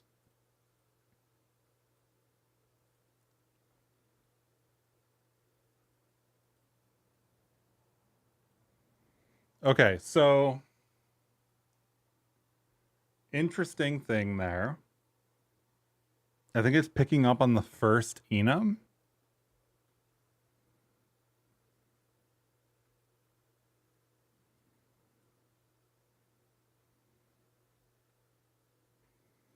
Let me edit, check the data.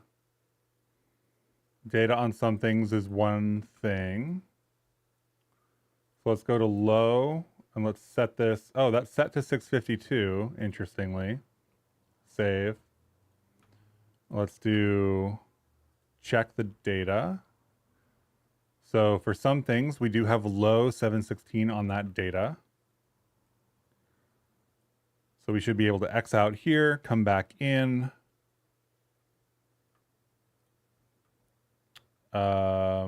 Open untitled. Dump the data. The data here is low 716 for this enum. So if we go to tuple struct, which we know works, and we come back to some things, we get low 716 and updating data one thing name.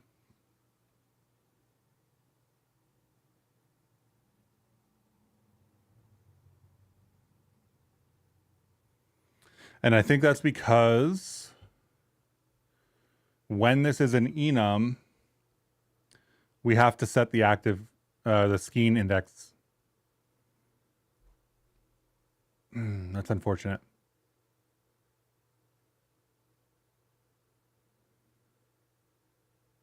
So we have to know this is an enum somehow.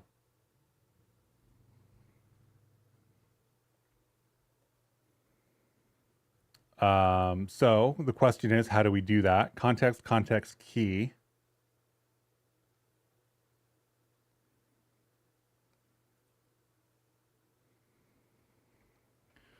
I feel like I do this somewhere else. Skein enum somewhere. Where do I do this? RG skein enum.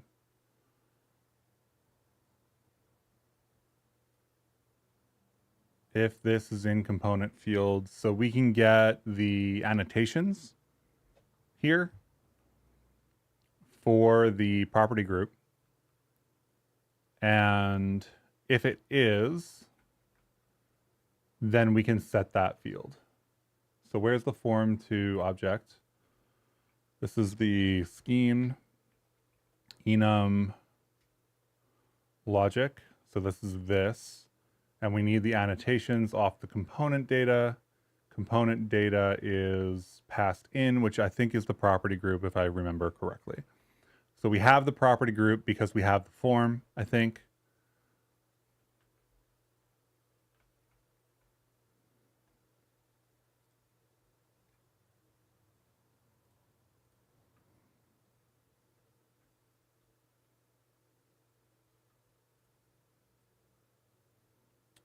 And we were working in a init at the top of the file.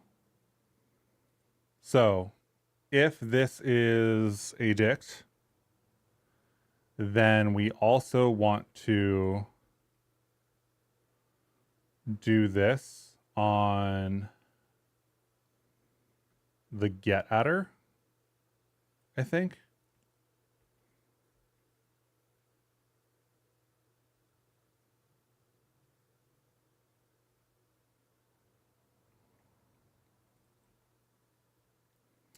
And then the active enum variant would be the skein enum index here.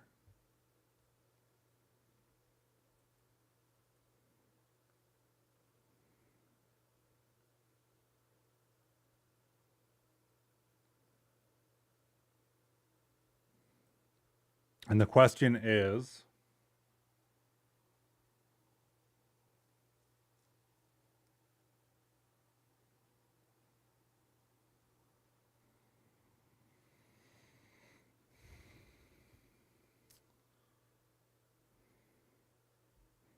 we basically need to do this anyway.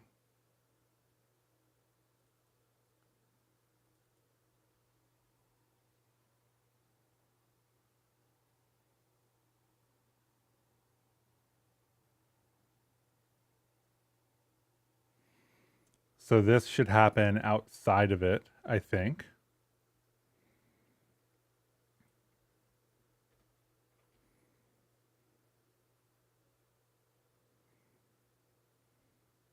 Right, we already have this dict. We already have this value, or we already have this value. This value then needs to be set for that key, but if it's an enum,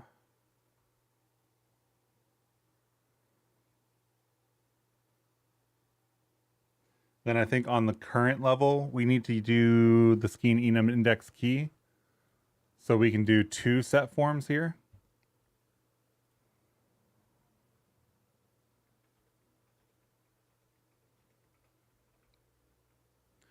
And this will be at the current location.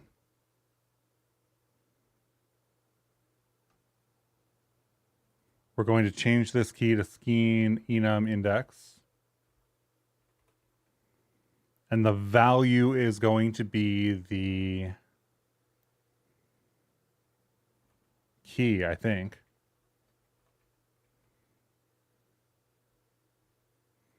And we don't need component fields. And we don't need the active enum variant because we know we just need to set it. And we have the data to set it.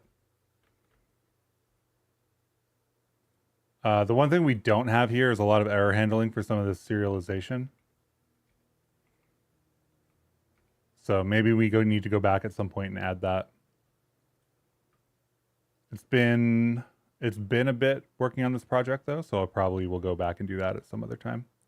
Okay, so team member.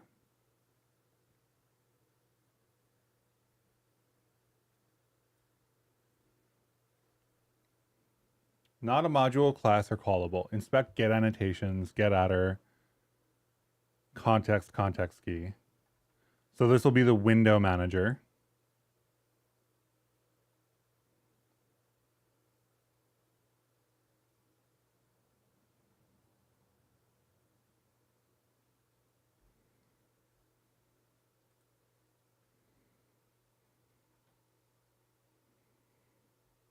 And we still don't set the enum correctly. So all I've done is broken it.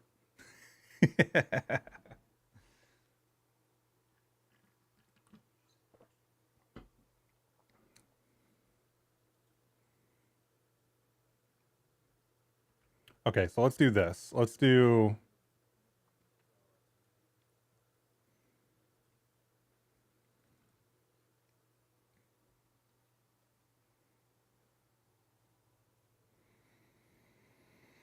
What do we need to do here? Because the active editor needs to be the enum, right? So it needs to have the skein index on it. So this is supposed to work.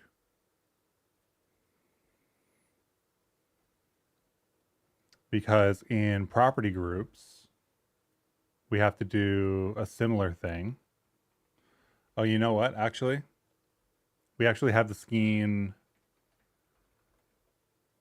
enum on the property group already.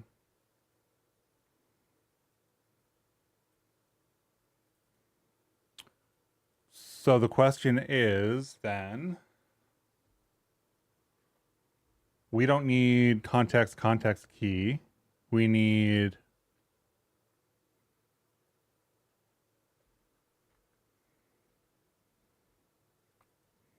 not a module, class, or callable. Is that because it's a pointer property?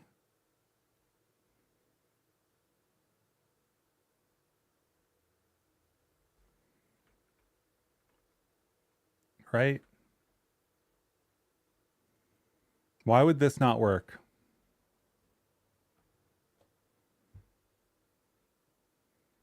Oh, that's really annoying. The question then, I guess, is if working with the active editor here is awkward.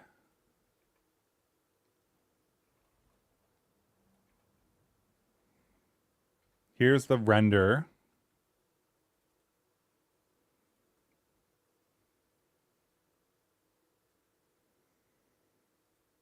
The render does that on component data, so it doesn't do it on the form, so we do pass this in. So I think we pass this in instead of getting it from the form. Would it be nice to get it from the form? Because we just set that using the same data. But it is what it is. I think it's the pointer property indirection. So if it's a class, we set the pointer property, we set the form from data, we get the data here, and we have the component data at the end.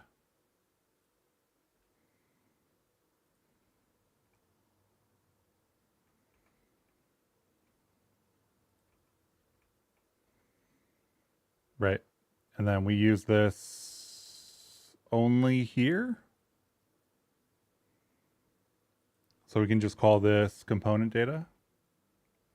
Not my favorite name for this currently, but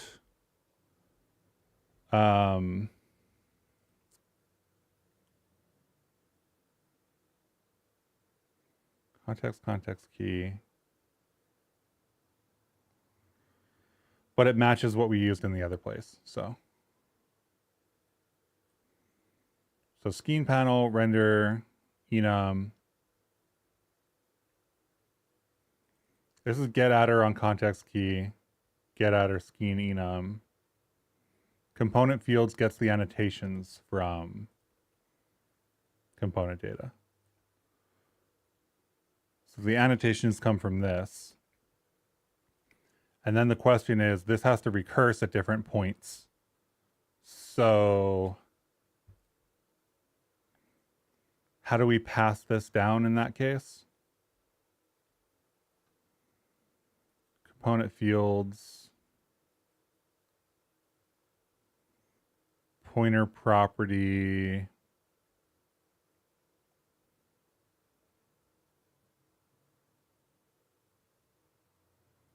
I think we have to do this whole chunk here.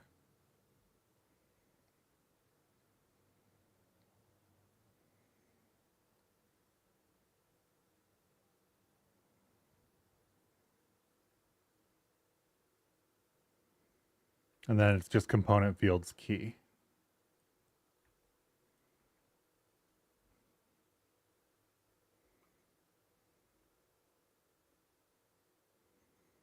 The question is,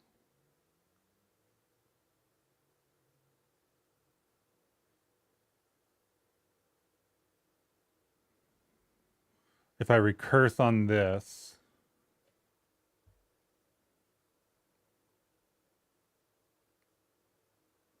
I think that's right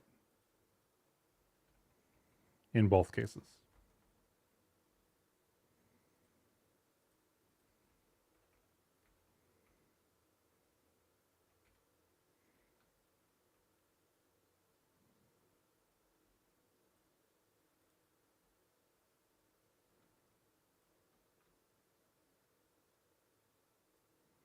Okay, team member pulls in task priority, active editor, player, and not some things.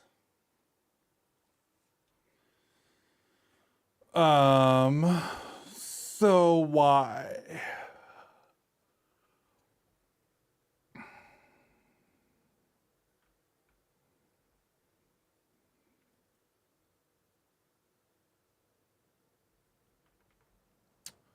Why does this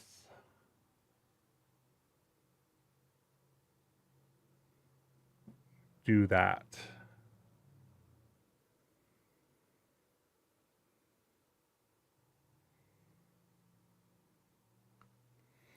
So if we set form from data, right? We have the data. We have the component fields.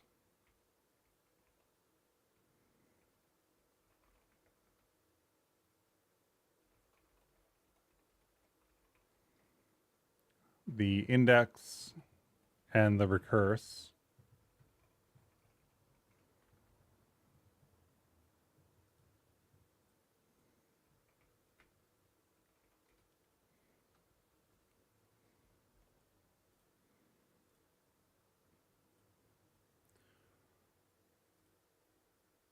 Set form from data, low, updating one thing. So why does this not print any of that stuff?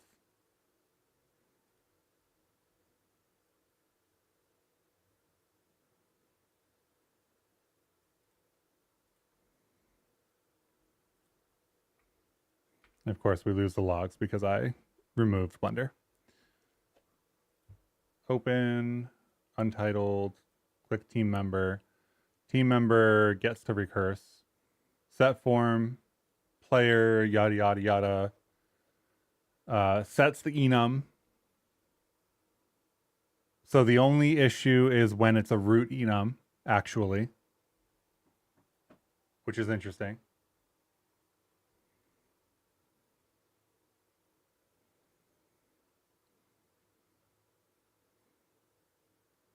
Because lower enums work.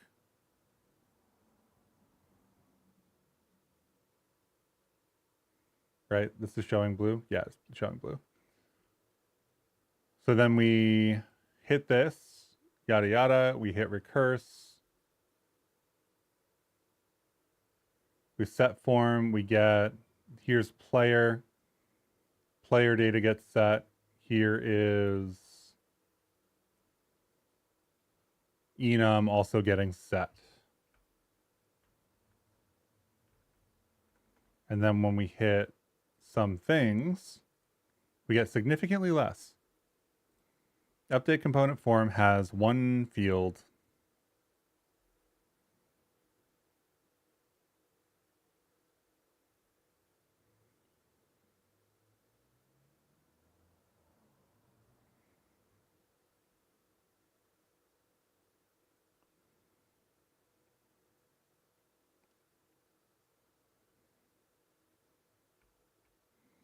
And we don't get any of those logs, right? Set form from data doesn't get called. Update component form, set form from data, low, right? So there's the data.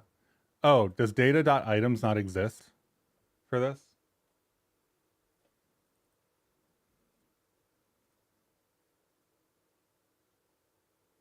Interesting. Very interesting. Does this need to come way out?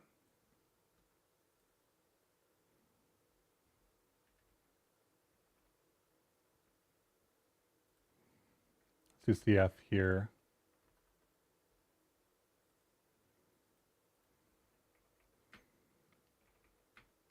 The debugging stream now.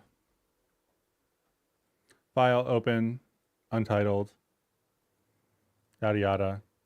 Okay, so this gives us the Skeen enum index that needs to get set.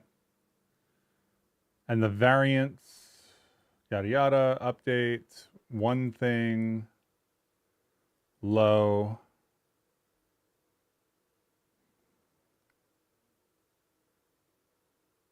So all of that makes sense. But this doesn't fire. So for this in that doesn't fire, I don't think. Items.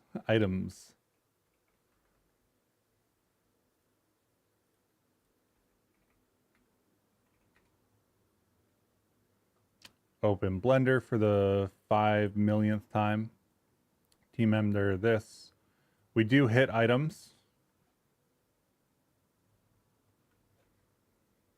So we are here, but only for one thing.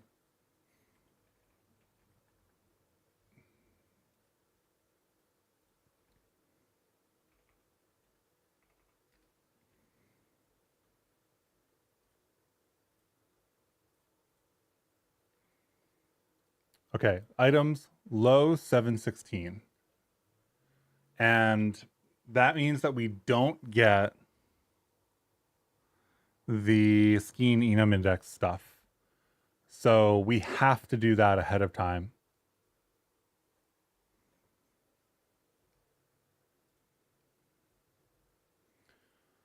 So if this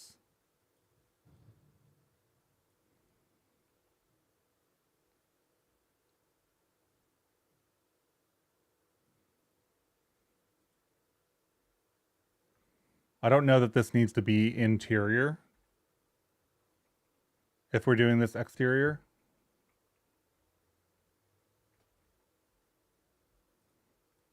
So let's remove it so that we don't get ourselves confused. So if this is in the component fields, right, if we got the annotations for the component data and we have a Skeen enum index there, then we print this out and we have to set that value from the data here.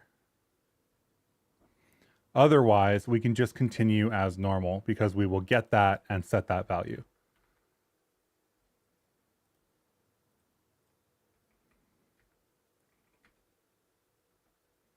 And everything else should still work if I've done that correctly. So team member, blue, works. Others work.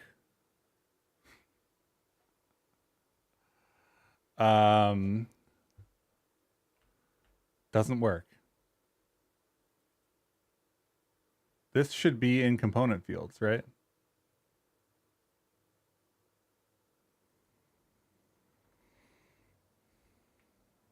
Oh, wait. This doesn't look like... Did I save the file? It's important to save files when you're writing code. Big tip. It's going to put that summary out on YouTube Shorts later. I think that's an important one to share.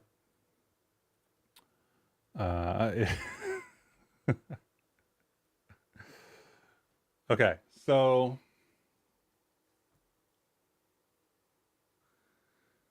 now we're in line 46. Calls that 67 is actually where we are. I'd actually make an awesome short. Hey, Alan. So if we have the index in the component fields, then we need to set the form data. And the question is, what is that traceback telling us? Cannot access local variable key where it is not associated with a value.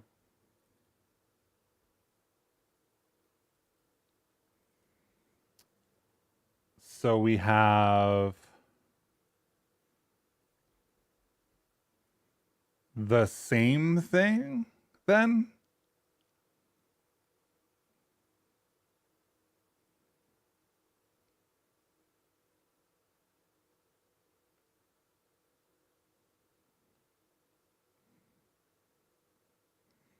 If I remember correctly, there should only be one key at all.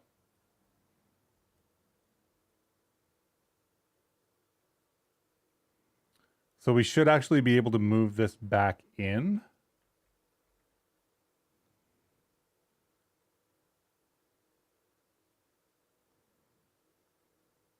Do we need it to be inside of the dict? No, we don't.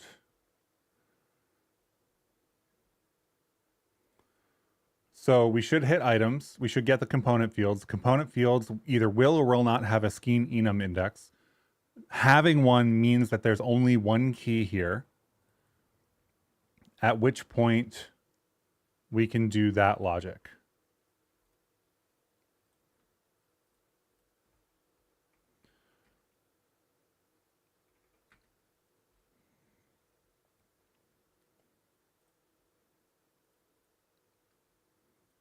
Not gonna lie, this feels like one of the less accessible streams that I've done in general.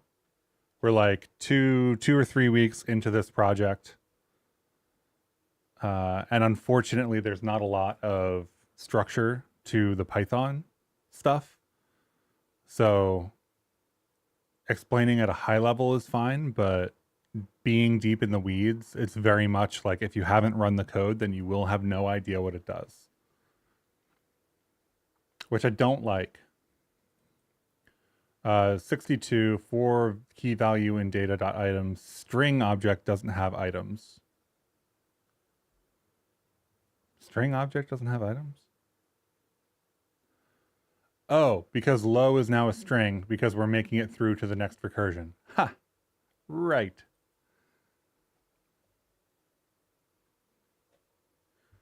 So data here then is the key. Set form from data, data. Set form from data, low.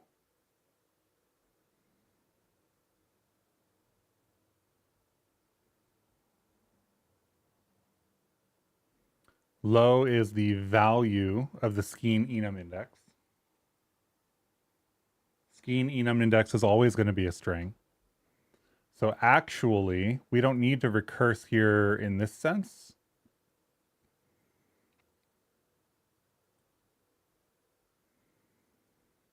We just need to call this.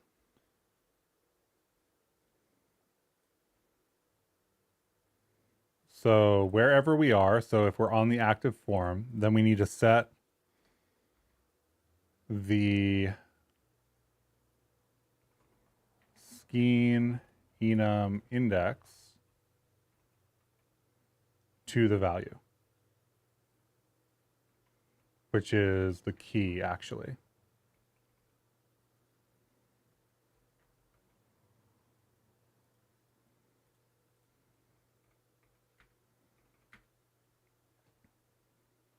Your issue is the opposite. You save files when you don't want to.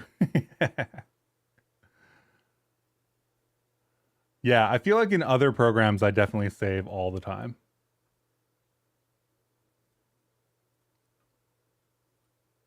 Okay, so Chris, this stuff serializes in. This we've serialized. We have successfully handled it. So let's change back to one thing and change this. Save it.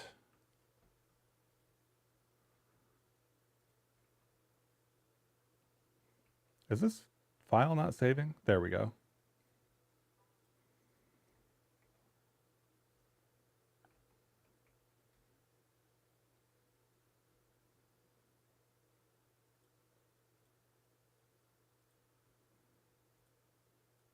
Okay, one thing, Chris, we change it back to low. We set this to like 224. I save. We close back out. We open Blender again.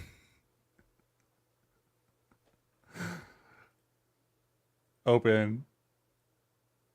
And low is at 224. Okay, so I think we're good.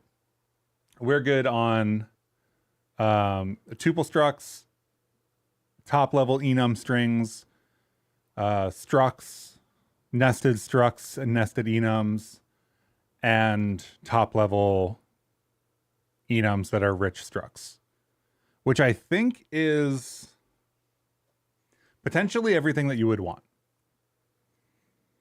I know that there are things that I don't have code written for. Specifically, let's get some of these logs out while I'm talking about this. Specifically, the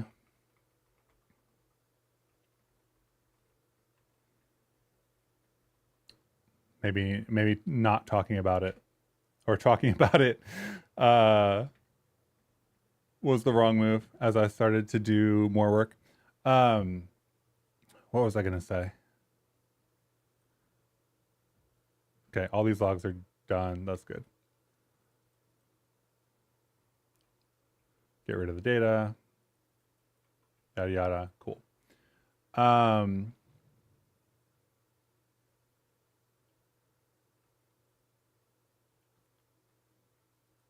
Absolutely lost my train of thought. What was I looking at here? Variants, team members, all the components, the data works.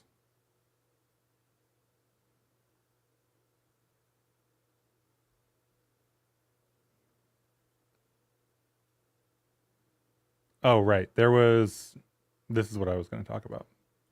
The make property here is responsible for building out these forms that we use, these property group types. And there are fields that I don't have filled out. So array, for example. Now, that means that you, I think, can't have a vec.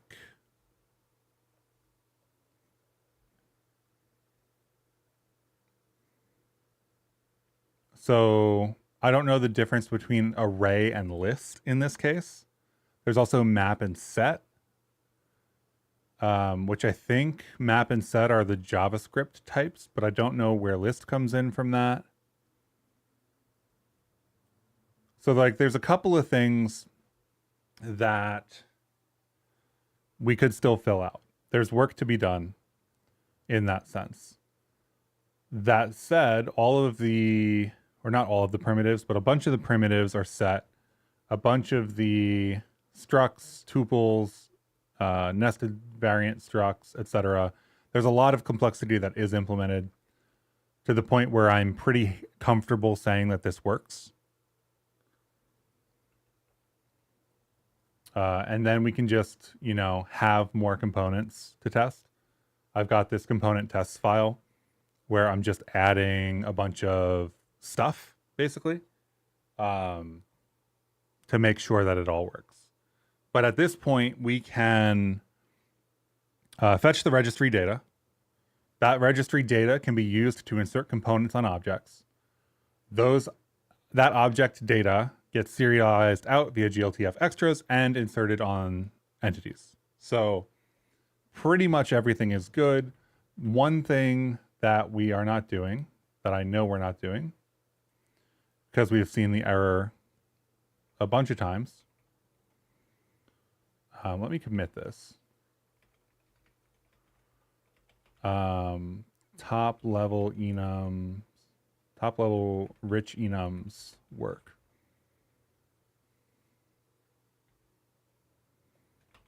So we'll push all that. And if we open this and we open our file, this form doesn't get filled out because nothing has effectively like changed, so to speak. So I think we need to call the active editor function or set the active index.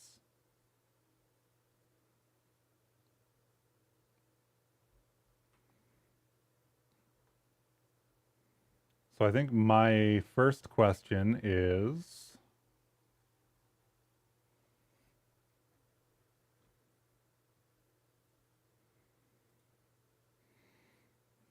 make property draw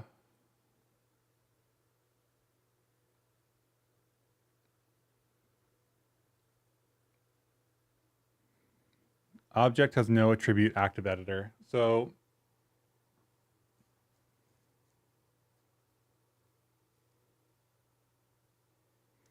active editor only gets set when? Active editor only gets set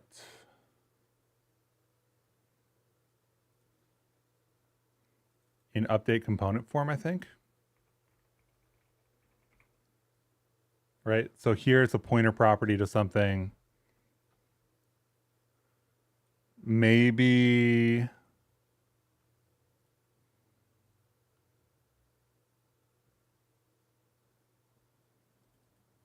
this gets set to none. Can we handle it that way?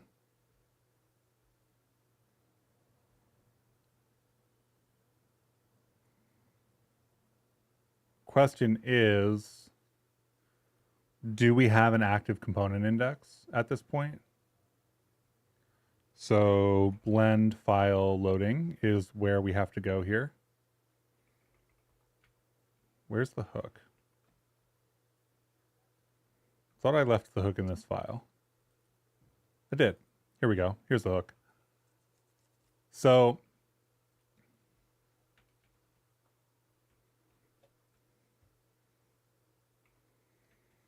let's print object or context dot active object.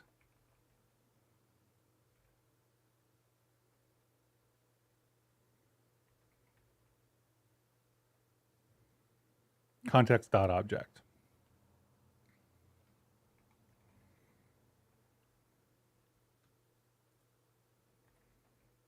Context dot object, which we don't have actually. So bpy.context.object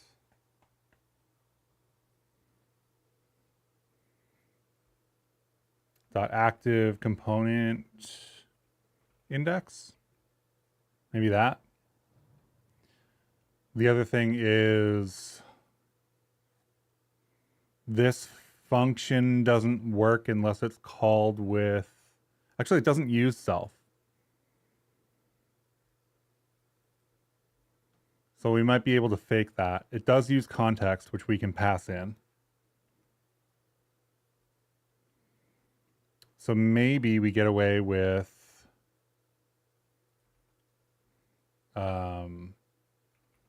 update component form none bpy.context.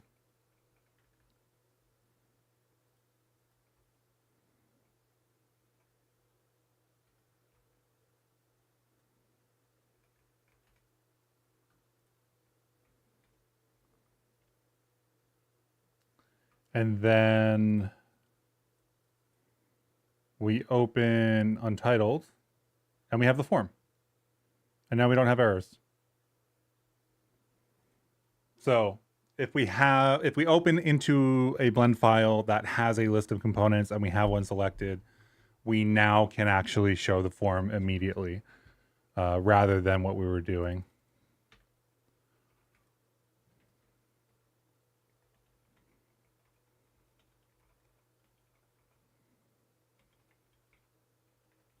If opening a blend file with an object that has a selection,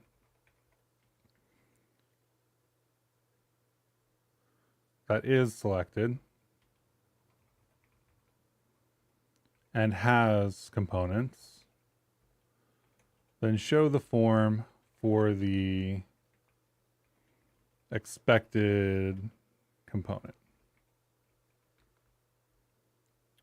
And I think what that will do is if I have player open here and I save and I reopen, oh, that's not what I meant to do, Blender, and I reopen that blend file, then we are on player.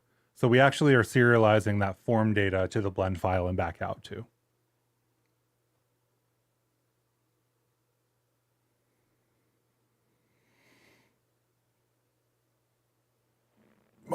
We need to remove the remove button.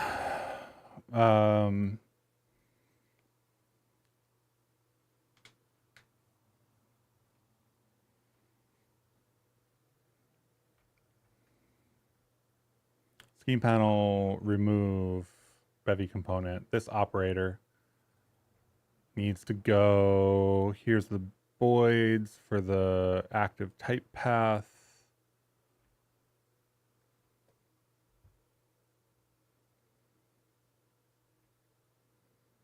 Why did this go up there? Oh, because I'm using row.operator, that's why. Let's do row row.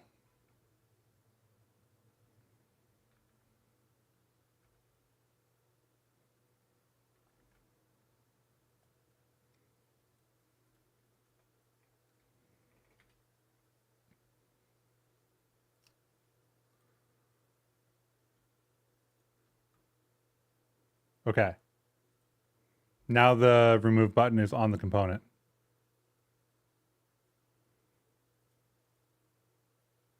Which is what I want it to do.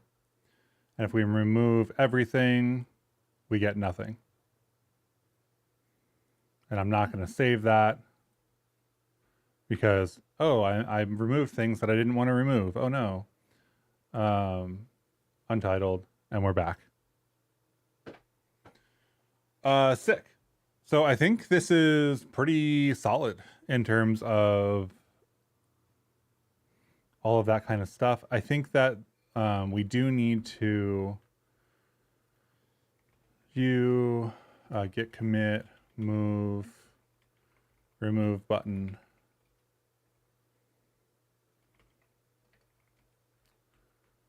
We do need to, wow, I'm blanking on the things that I'm trying to keep track of while I'm working.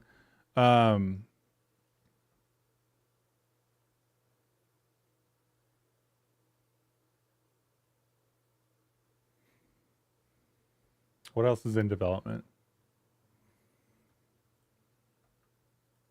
We can remove components now. We need to write documentation at some point. We can set the editor now. We can fill the data in now. So this is it. We also kind of need to check more edge cases, 6 level structs. Let's move those from interesting future work to, what do we call this? I guess this is interesting future work. This is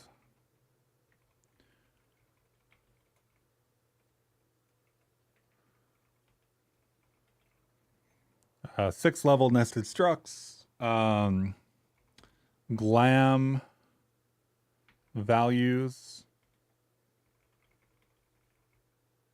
and other values. We have examples of values up here that we need to hard code answers for. There's no way for us to know that this needs to be a small stir.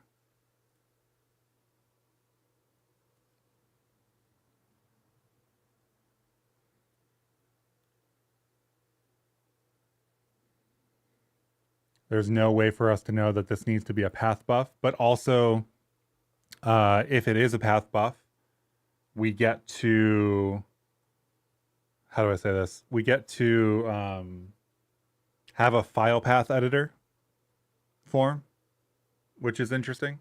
There's like these subtypes that exist. An entity, should we support entities at all? Open question. I mean, I think we should, right? Except for the fact that if you directly type entity into this, then how does that serialize? I think that's the same question as like relationships. Reflected default data would be really nice. I don't think that we can actually do that for a bunch of them. We might have to, like, if we wanted to do that, we would have to write some additional code to serialize the default values for everything, or anything that was serializable, and then try to use them, which we could theoretically do. Realized I'm blocking some of the words with my face.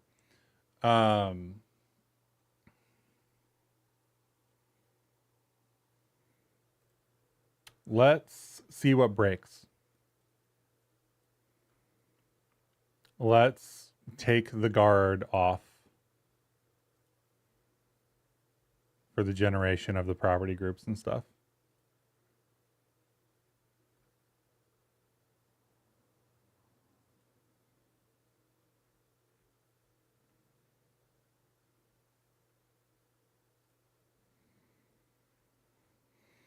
I think this, I thought it was in make property. I guess it's not.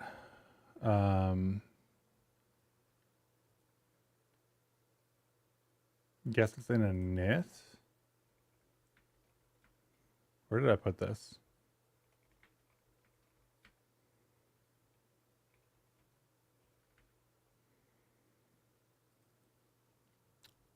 Team member in fetch Bevy type registry. The operator. Okay, so this is our biggest, I don't want to say like holdback or mistake or whatever. This is the number one thing that could fail at this point.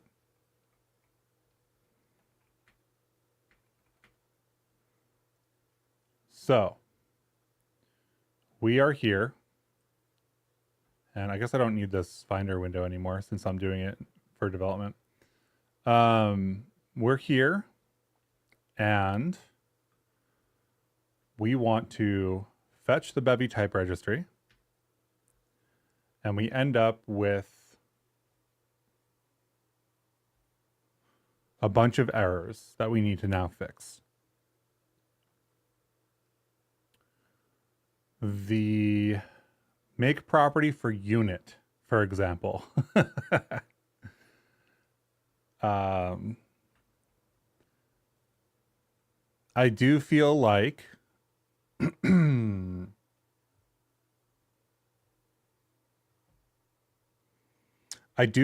we should try to make property for everything, but if anything fails, everything should still work. So maybe we log out. This is process registry for KV. So maybe we try. Do we have to be specific about this error? If we try catch in Python?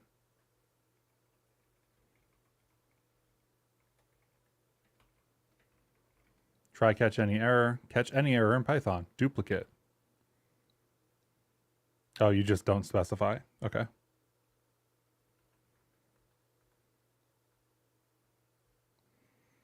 So we are going to try this. And we'll accept if we can't.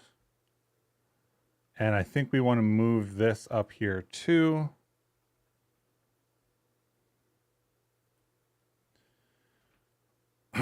And we will say what?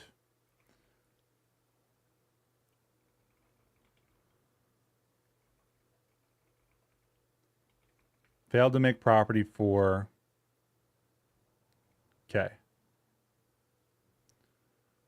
This is obviously not working because my indentation is wrong.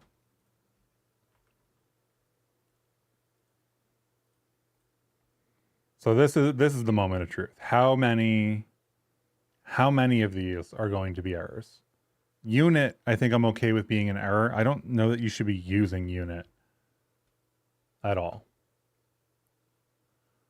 Let's hit the escape button on this.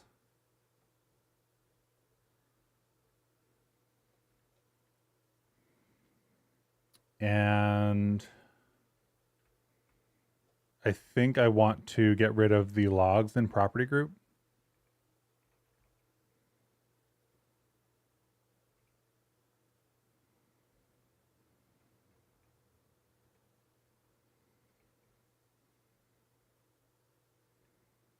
For the moment, anyway.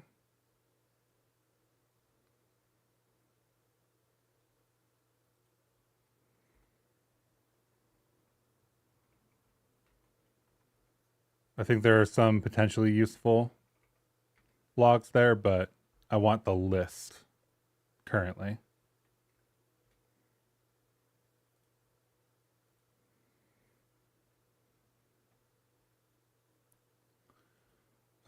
Let me get back into Blender and get that full list.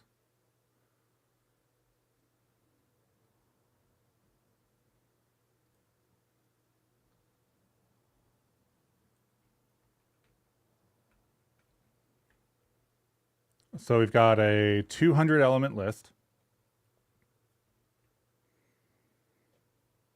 We have a bunch of handles. How many? Too much to count. But you can only count to 23, and this is with your socks off.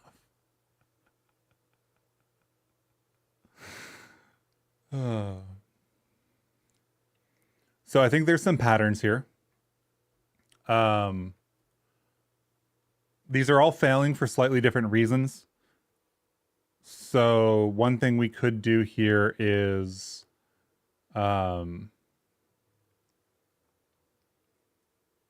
I think anything that's a handle, we probably shouldn't be handling.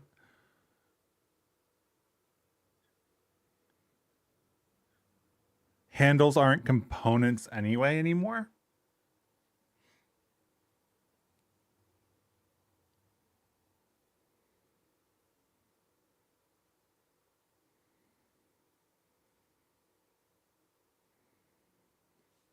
I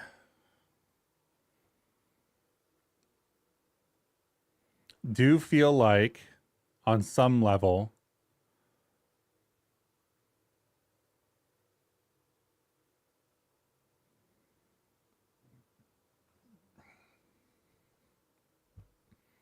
let's see. Is there anything here that would be actually useful?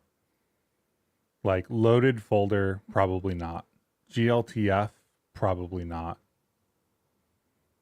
Image, maybe. But if you're loading things from Blender and you want to have a handle to an image, then you probably already have the texture available in the GLTF and can do that. The handle to the standard material is similar. So I think all of these handles we'll just skip for the moment anyway. I think same thing for asset ID. None of these really need to be handled currently. So let me pull these out, I guess, into a new file. Let's call this, what do we call this? We don't want to put it in extension. I'm going to call this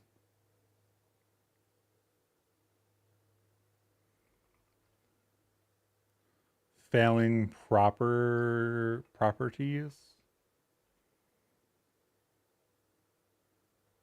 I'm going to put it in development.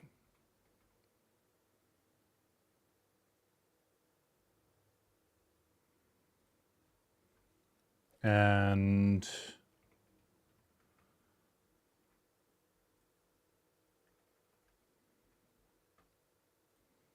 I'm going to label this as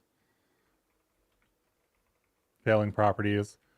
This is a list of types that don't succeed in make property and perhaps should or should not. So just explicitly ignoring some stuff, right?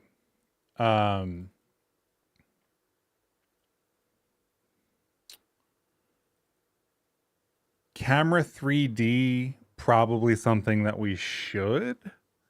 I think that any camera that you have inside of Blender will already get a camera 3D when it's inserted.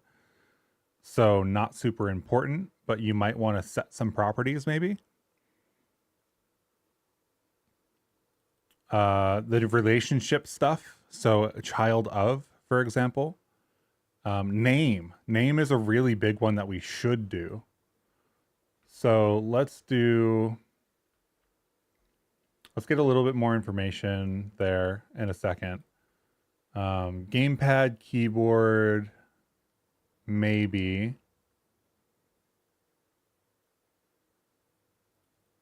I feel like mesh material 3D and stuff like that isn't stuff that we should be doing. Right? This is basically more handles.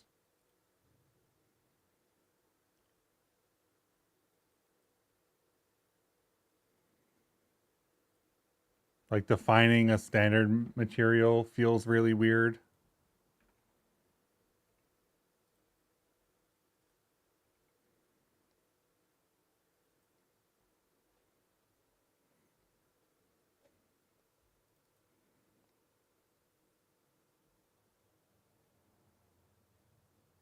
Time, maybe another one that we don't do. Timer, I think, is something that we would have to code specific support for. Some events.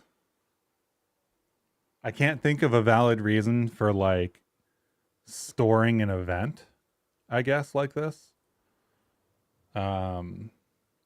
Options are interesting. Options we probably want to support. Surprised that doesn't get covered by enums already, but maybe there's additional issues with the interior types here. For example, option vec or option handle are option handle is definitely something I would expect to fail.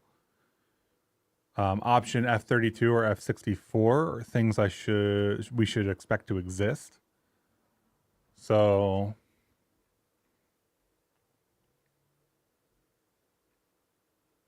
I don't know that there's a lot here, but there's definitely like name has to work. So let's check name and see what's happening there.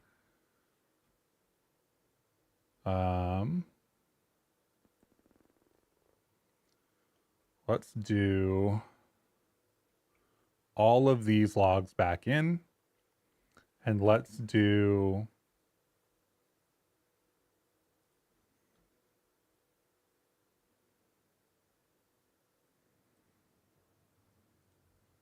I guess let's just run everything. Why not? UUID is an interesting one too.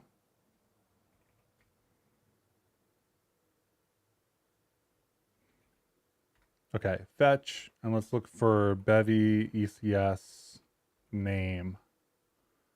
And name fails because it has a hash in it.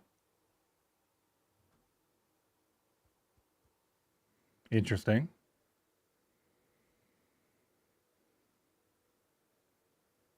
Cowster. So name has cowster in it. So we need to support cowster as a value. Is I think the TLDR of that. Where's the scheme registry? Bevy ECS name. Let's get this formatted. So we have a hash and a name. The hash is a U64 and the name is a cowster.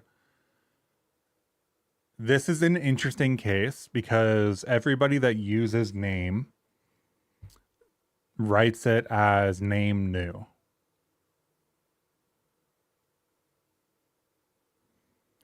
So you wouldn't, if you were in Blender,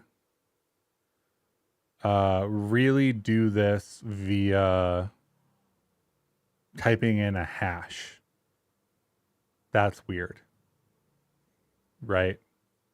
We do need to support cowster, I think, for other reasons.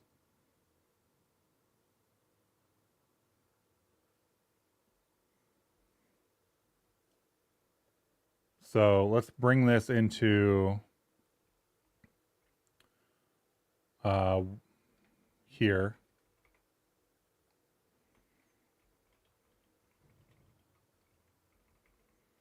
Types we want to support. And then we can build our own types that use these. Let's save this in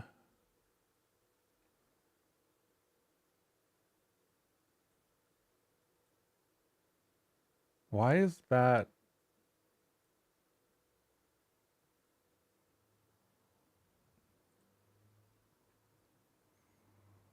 Did that get a slash in its actual file name? That's so weird.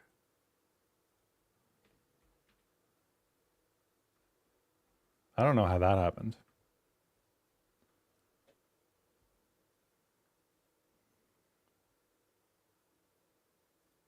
Okay, so development here.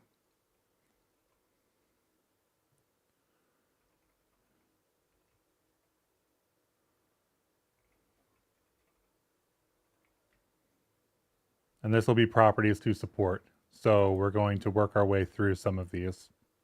So that's name. Where's our failing properties one?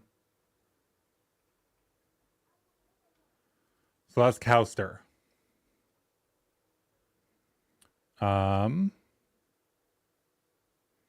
What else looks like something that we should support?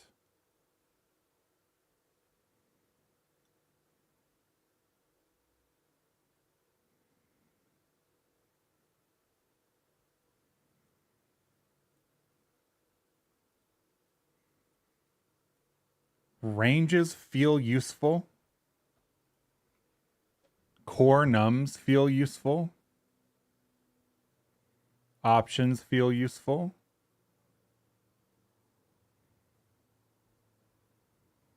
Let's pull these ranges out. And maybe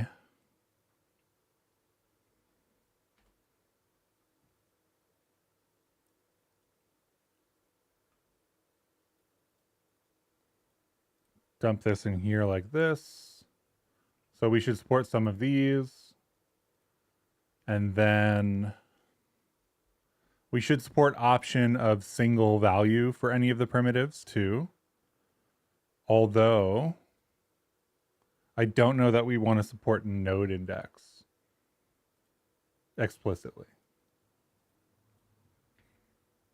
Right? Like pet graph node index. I don't know that we really care here. So I'll just mark that, even though it is part of this like primitive stack. Duration, I think that we can't do unless we have special support for it, which is fine. We could do special support for duration. I don't know what the reflection looks like, so we need to look into that. Small stir, path buff, UUID all seem like things we should support. So is there a Python UUID library that we need to pull in there? What else is in here?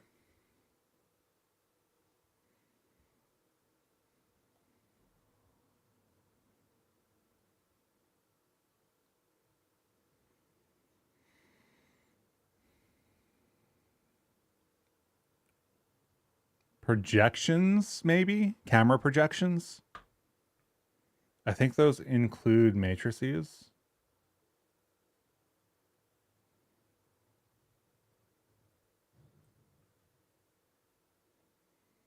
I don't think we can do like image render target.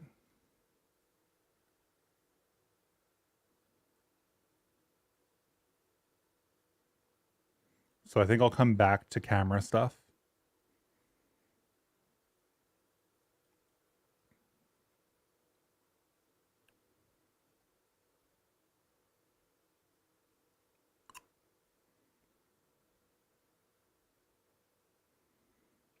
Image, name, entity.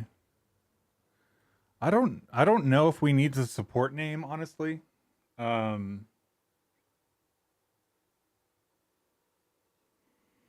Basically everything in Blender already has names through the UI. So like explicitly supporting name feels a little bit weird. I guess if you were using name inside of another component, it could be useful. But I think we'll have to code special support for that anyway. So let's start with what we have here. This is basically the set of stuff that I want to additionally support at the moment.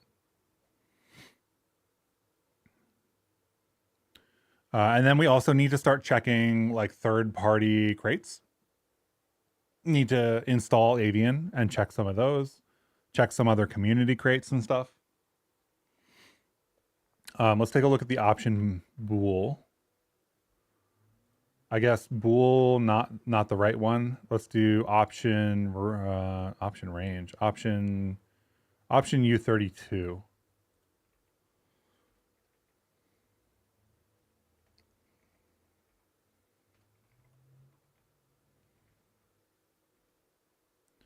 Right, like this is an enum that tries to make the none, which is, I guess, a marker component. Or not a marker component, but like just a label, which I think is the issue. Can we get the error that is throwing here and print it?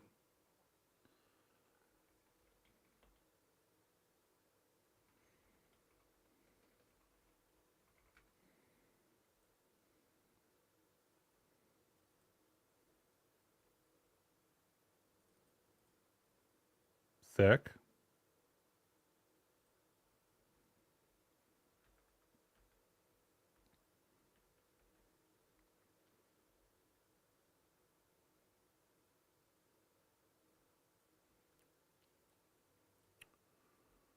So where's our this?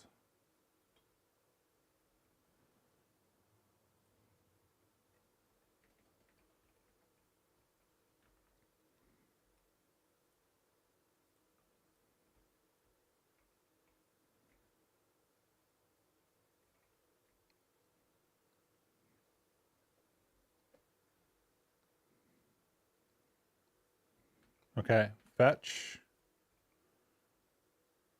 option U32.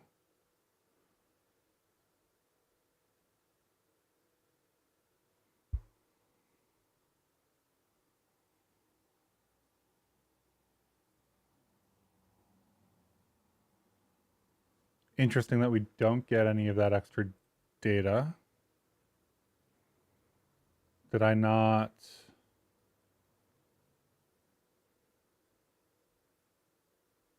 There's some small vec stuff in here too, which is a list.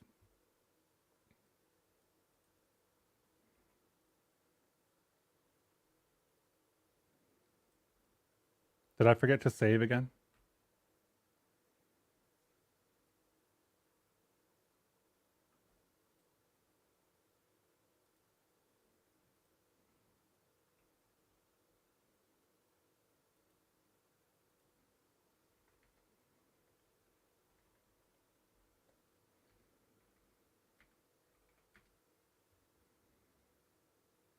Okay.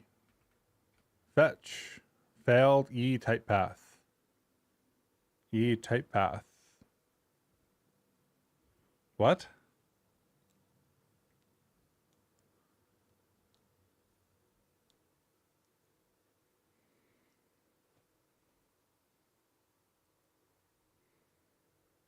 I guess these are field access errors or something? How do I debug the... Do I have to stir the whole thing? No, print E.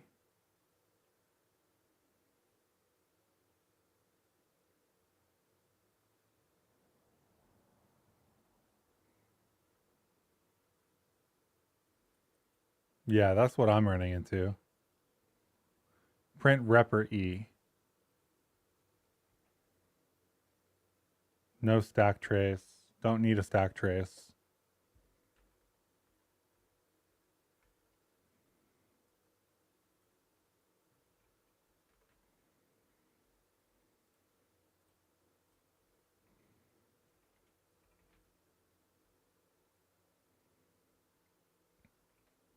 Fetch. Key error, type path. Perfect. Key error, type path.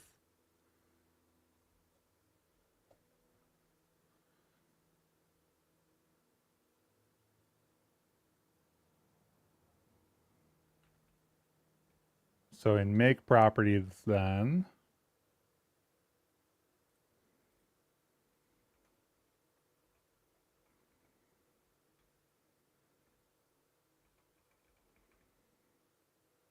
is that a key error on the registry type path? Or on the property groups?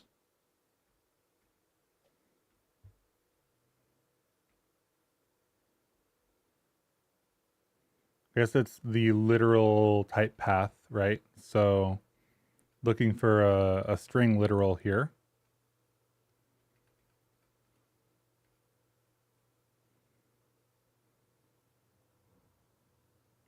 Here, component type path. It's gotta be erroring out here. So not all of these have type path on them. So that means they're values, right? Which makes sense. So UUID, key error, type path, component doesn't have a type path. I thought they would all have type path. I guess they don't. That's interesting. Fetch. Component. UUID, value. Oh, type path is not spelt that way.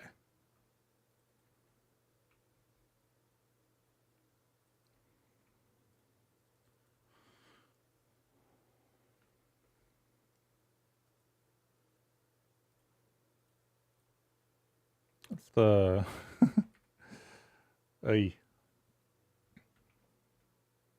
Okay, unhandled value of object type UUID. Cool. So option U32 then still key error kind. Interesting.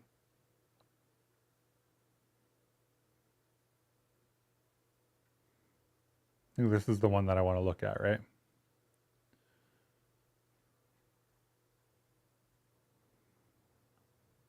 key error kind. That's interesting. Enum object.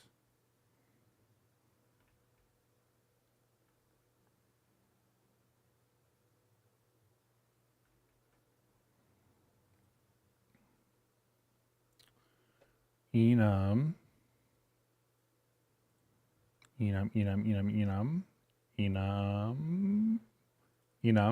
object.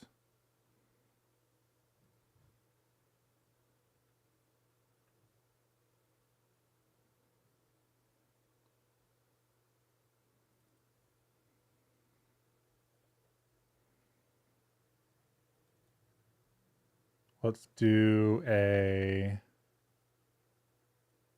that prints items. Items is printing as none and some.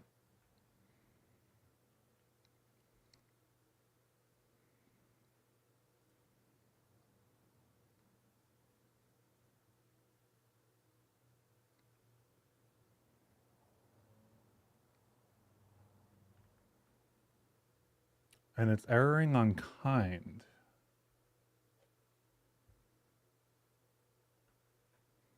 Where do we access kind?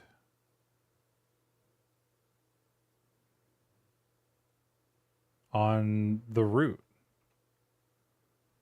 Let's print component here. So not all component has kind.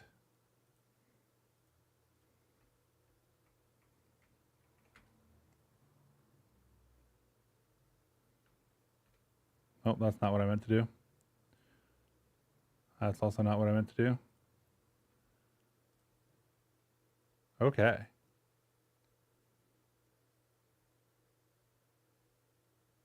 So where is our option U32 none, short path none, type path?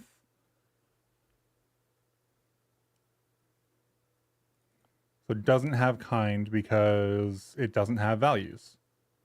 That makes sense. Which we need to handle for enums.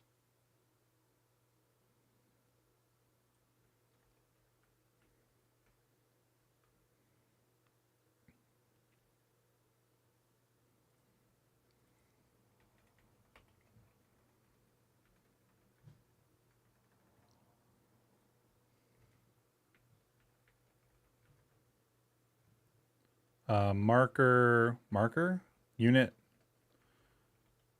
variants like none, don't have kind keys or values because they have nothing.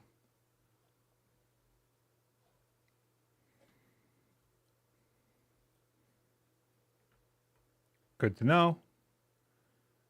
UUID is just a value that we don't support.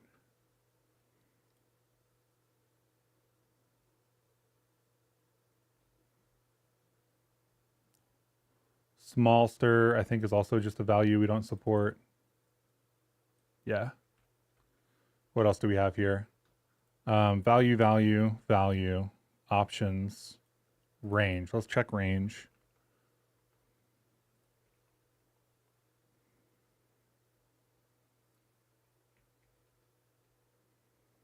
Here are our ranges. Ranges are values.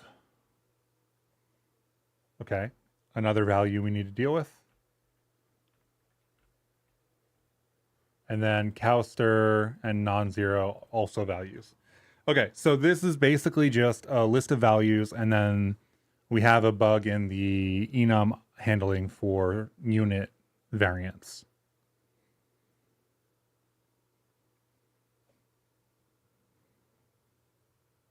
So I feel pretty good about the group of things that are not working at the moment.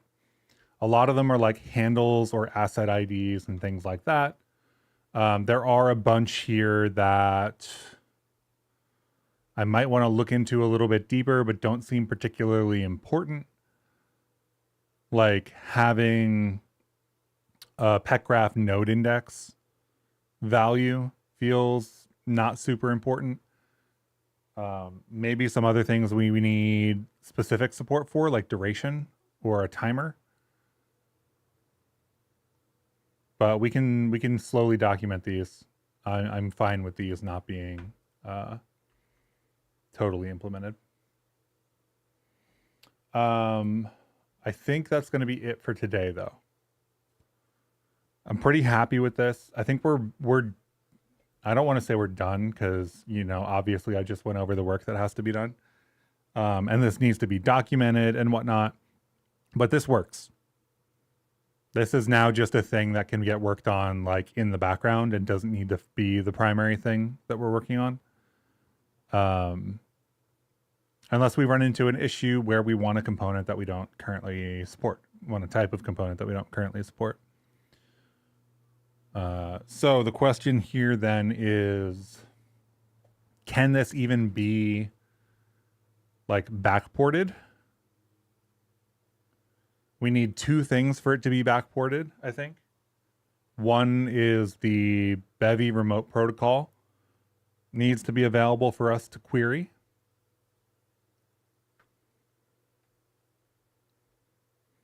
And I don't know if the reflection data changed at all, like the format. I know Bevy uses slightly different formatting or slightly different structure than we do. So TBD on that. Where's development? There's development. Can this work in 0.15? And what else? We have this observer, right?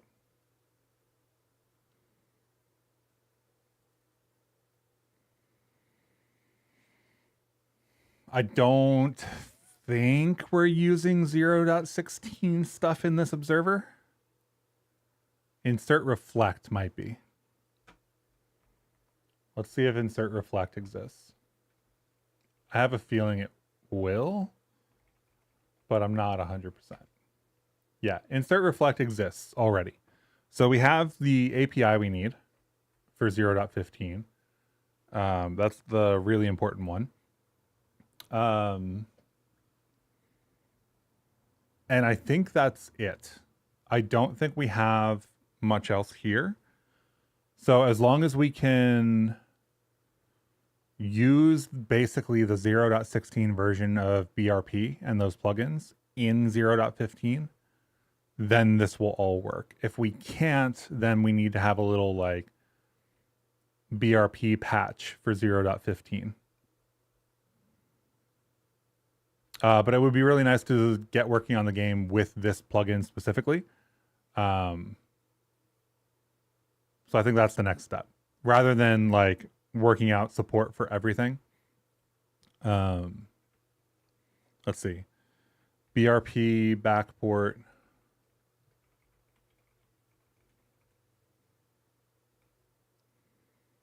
And I think that's it.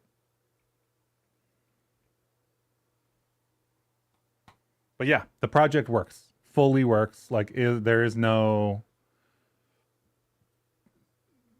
part of this that is not possible and or working. We can insert components, we can modify them, right?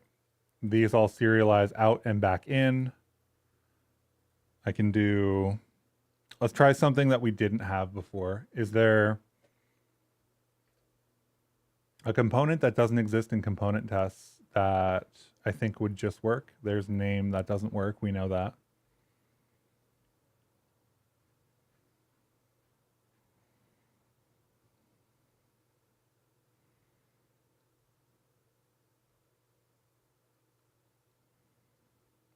Timer container text.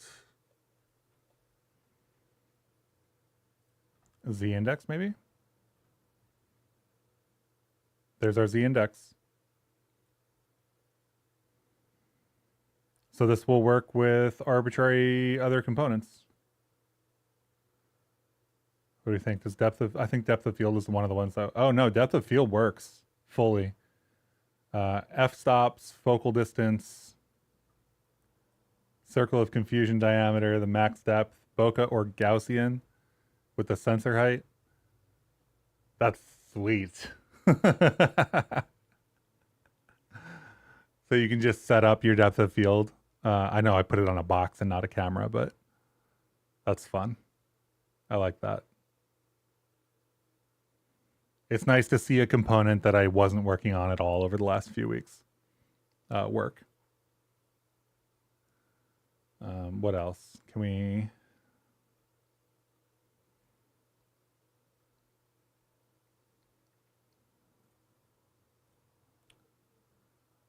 Yeah, distance fog needs work. I think the colors for like linear sRGB and stuff, I think that all needs work.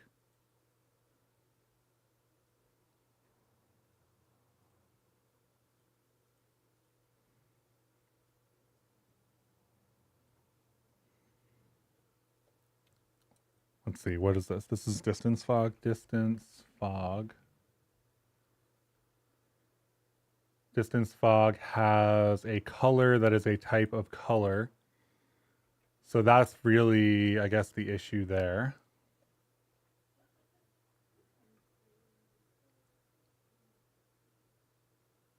Directional light exponent works. Fall off. Fall off looks like it's not quite working correctly. Looks like it's trying to set up these other values and not succeeding at it. So fog, fall off.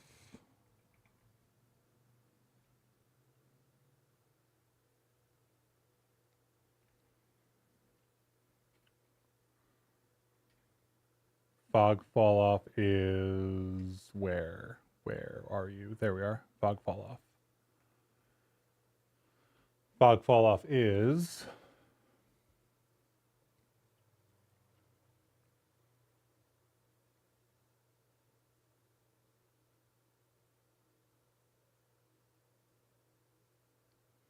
actually all of these things for some reason. Really? Interesting. Let's check what fog fall off is supposed to be in the docs.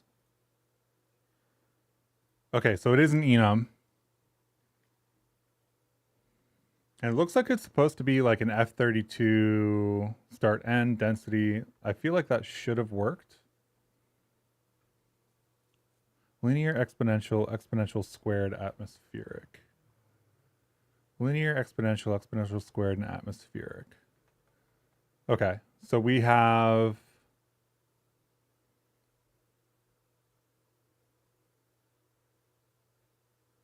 something to look at for distance fog for sure.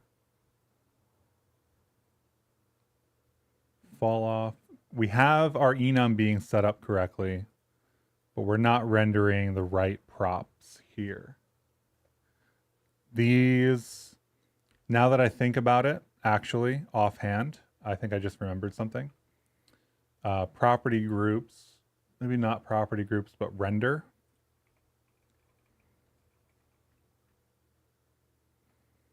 Render props.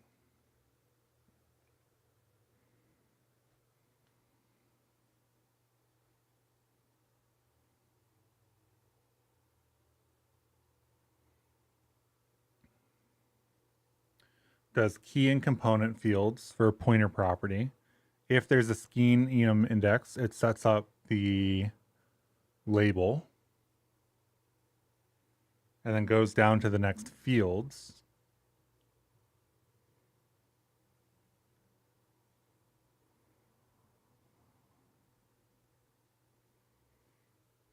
Okay, there's something to debug there. Not going to do it now, but good to know.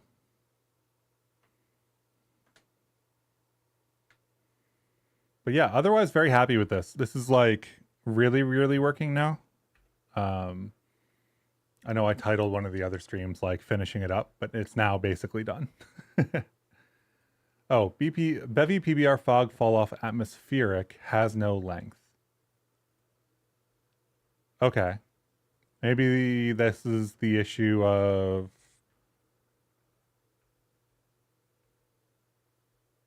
Oh, these are Vec 3s. Do we not Vec 3 well? Okay. Anyway.